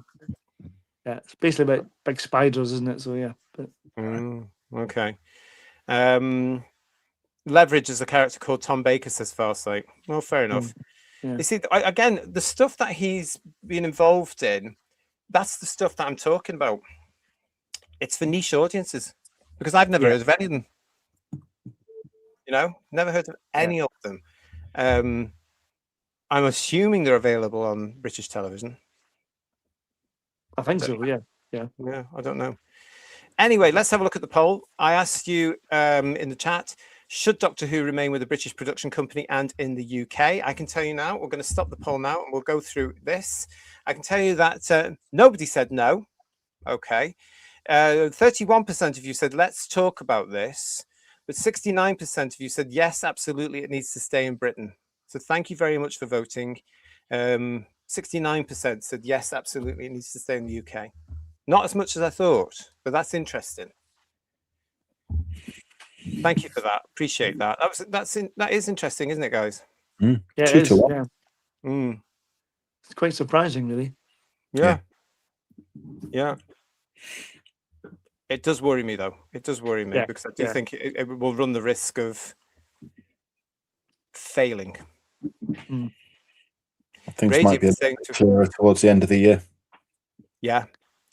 Radium is saying, time to let sleeping dog tours lie. Thank you. Yeah, I mean, BBC Studios did confirm, of course, that we will get the bid, or they'll release the bid from the BBC later this year. And that could be, I reckon, about October. They'll get Christmas out of the way next year. They don't have to tell us which production companies have bid for it. We'll try and find out. But they don't have to tell us. They don't have to tell me how many. It's like the cartoon thing they've done for CBeebies. Yeah. So we might not know who's got the award until this time next year. Yeah. Who's going to be the Doctor in the cartoon thing? We don't know. Don't know. God, I hope it's not Joe Martin. No, it's not. I don't. I think it's one of the fellas. It'll be David Tennant. Let's be honest. It'll be David Tennant. Yeah. I'll try and get some facts about it, so we've got the right things to talk about. Let's have a look at this from Jason. I agree about not wanting it back. No Who is so much better than crap Who. And bear in mind, that's something different to what I usually hear. And bear in mind, media and TV is poison right now. Where do people think the sudden change of heart is going to come from? Yeah. That's why I'm saying Doctor Who needs at least 5 years off and in production hell, i.e. putting it together, to come back fresh. Because I do think the landscape of television is changing from people I know in the industry, but it's like a massive ship and it's taking time to turn it all around. It is happening. There's stuff in production now that will go out next year, late next year, the year after, and yeah, it sounds like things are going to be different, but it's going to take ages. Yeah, and quite rightly so. Yeah. I want to move on, if I may, actually, to remind you that this Wednesday here on the channel, we're going to be doing our review of Carry On Doctor. Oh, hang on a minute. That's the wrong one. I get that. That's the wrong Carry On Doctor, isn't That's it, a guys? great picture, though. It's fantastic, isn't it? Yeah. For the podcast, I'm showing a picture of Tom Baker surrounded by some 1970s nurses. But that's not the one we're talking about. No, we're talking about this one, of course. We're talking about Carry On Doctor, the classic Carry On film. We'll be looking at that live 8 o'clock this Wednesday. So get yourselves a cup of tea and have a laugh and go and watch this film, because it's funny and it's brilliant and it's British humour at its best. And join us Wednesday live here on the channel at 8 o'clock. What's this? The Pharos Project. Hooray! Yeah. It's the Pharos Project, everybody. And what a gorgeous, gorgeous, gorgeous picture of course, in real life, Jodrell Bank. But based in Cheshire. But to all of us of Doctor Who fans, of course, it is the Pharos Project from Logopolis. And there was some sad news coming through this week, as reported here from BBC News. The United Kingdom's iconic Jodrell Bank telescope faces the axe in science cuts. Is nothing sacred? No. Let's get into the story. It goes here. The Jodrell Bank Observatory, which has housed the UK's largest telescope for nearly 70 years, has lost its funding and could now close. The observatory and its network of telescopes have been pivotal to the country's study of distant galaxies and training future astronomers. Scientists have described the decision as heartbreaking and scientifically misguided. All scientific observations at Jodrell are expected to cease on the 1st of April 2028 unless alternative funding can be found. The funding body, the UK Research and Innovation Agency, said it had to focus investment on projects that deliver the greatest long-term impact. Professor Brian Cox, who some of you may remember from Doctor Who's anniversary year, Professor of Particle Physics at the University of Manchester, which hosts Jodrell Bank Observatory, described the cuts as hasty and ill-considered. The damage to the UK science base has already been substantial. I am astonished that the UKRI are still ploughing ahead and not working with the Burnham government to find a solution, he said. In response, Jonathan Reynolds, who is now the Secretary of State in the expanded business department that now has responsibility for science, told BBC News that the UK's world-class research was absolutely central to creating a better future for the UK. I am committed to working with UKRI to ensure the UK remains able not only to sustain its world-leading research capabilities, but also to invest in the next generation of scientific facilities and infrastructure that will underpin discovery, innovation, and growth in the years ahead. 28 jobs are at risk at the Jodrell Bank site in Cheshire, but its closure would also affect the work of nearly 3,000 scientists who use it in their research. Professor Simon Garrington, Associate Director of the Jodrell Bank Observatory, told BBC News that everyone at Jodrell Bank was devastated by the decision. It's not just because of the fantastic science that we do, but Jodrell Bank and its telescope network have been a national capability for nearly 70 years and a beacon for science in the northwest of England, attracting young people into science and engineering careers, he said. The importance of the site to science and the community has seen it immortalized in popular science fiction works from The Hitchhiker's Guide to the Galaxy to Doctor Who. Professor Garrington said the UKRI's decision would be challenged, but added that if those discussions failed, the leadership team would do all it could to find alternative funding to keep the iconic Lovell telescope, which is at the heart of the observatory, and the network of telescopes it supports, continuing in some form. It's a huge hill to climb to try and establish a new way to fund this if UKRI will not fund any of it, he said. Scotland's Astronomer Royal, Professor Catherine Haymans, who was speaking for the UK's community of astronomers, described this decision by UKRI as a real act of national self-harm. And just to point out, the BBC put together this is how it fits. This is amazing. Wow. I didn't know these, I find this heartbreaking, gentlemen, because as a boy, a trip to Jodrell Bank was a treat at the weekend. Yeah. A real treat. And you would go along and, after a certain point, of course, i.e. 1981, all I could think of was, Logopolis, you know, and that's where the Doctor regenerated. And this is sad news, isn't it? It is really, because it's almost an institution, isn't it? Really, and it's, I mean, not just because of Doctor Who, like I said, it's been around for 70 years. It seems, as Brian Cox has said, a bit short-sighted, isn't it? Really, that they're going to potentially close it down, which seems such a waste of money as well. Really, but I think it's going to piss off the monitor on Logopolis if you realise he put all that effort in when he could have got a second-hand one on eBay shortly. Or Temu. Yeah, I think well, they're going to have to flog it somewhere, aren't they? I think they might pull this one out of the fire. I think they'll find some funding for it somewhere. It's too important, and I can't think, with Burnham trying to remap the centre of the known universe to being Manchester. Exactly. He's going to need those telescopes, isn't he? Let's be honest. Yeah. Well, he's not going to want such a big news thing like this. That's really quite negative. I don't think he's going to want that. Well, all I can think of is because it's near to his beloved Manchester, because it's in Cheshire, so it's only, 40-minute drive from the centre of Manchester to Jodrell Bank. I thought, you know, it would be really hypocritical of him after he's been banging the drum for 2 weeks about Manchester, Manchester, Manchester, and coming up with some stupid phrase like Manchesterism or something like that. Do you know what I mean? And Manchester isn't the Golden Palace he seems to think it is and is portraying it as. You know, you don't walk through Piccadilly Gardens unarmed, do you? You know what I mean? And you certainly don't walk in Piccadilly Gardens after 8 o'clock. I can tell you that from experience. But, you know, it's a case of, you know, I thought he's going to let this go after everything he's been saying in 2 weeks.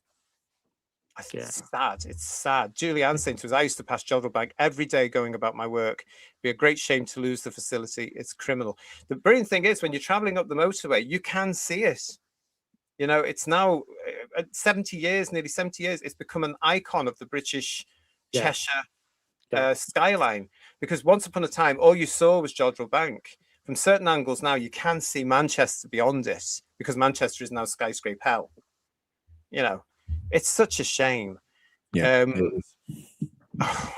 it's another British industry. I mean, what's happening to us? I mean, we've lost all of it. And now this is coming along. This potentially is coming along, you know. And as far as like saying, we're screwed if that CVE closes.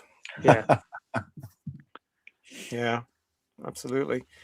Dalek Shalom is saying, I saw Orbital perform the Doctor Who theme live with the radiophonic workshop just beneath Jodrell Bank. That must have been a great gig. Superb, yeah. Fantastic. Robin Bean is saying, close it. It killed the fourth Doctor. It caused me no end of trauma. And like I said earlier, it's a health and safety nightmare, isn't it? Let's be honest. People keep falling off it, you know. But oh goodness me, yeah, it's such a shame though. But that, you know, because it's a little bit of a reference to Logopolis as well, isn't it? The Jodrell Bank, forever known to Doctor Who fans as the Pharos Project. We thought we'd throw it in here tonight with your big show here for headlines. Let's keep an eye on that. Sylvester referenced it in Remembrance of the Daleks as well.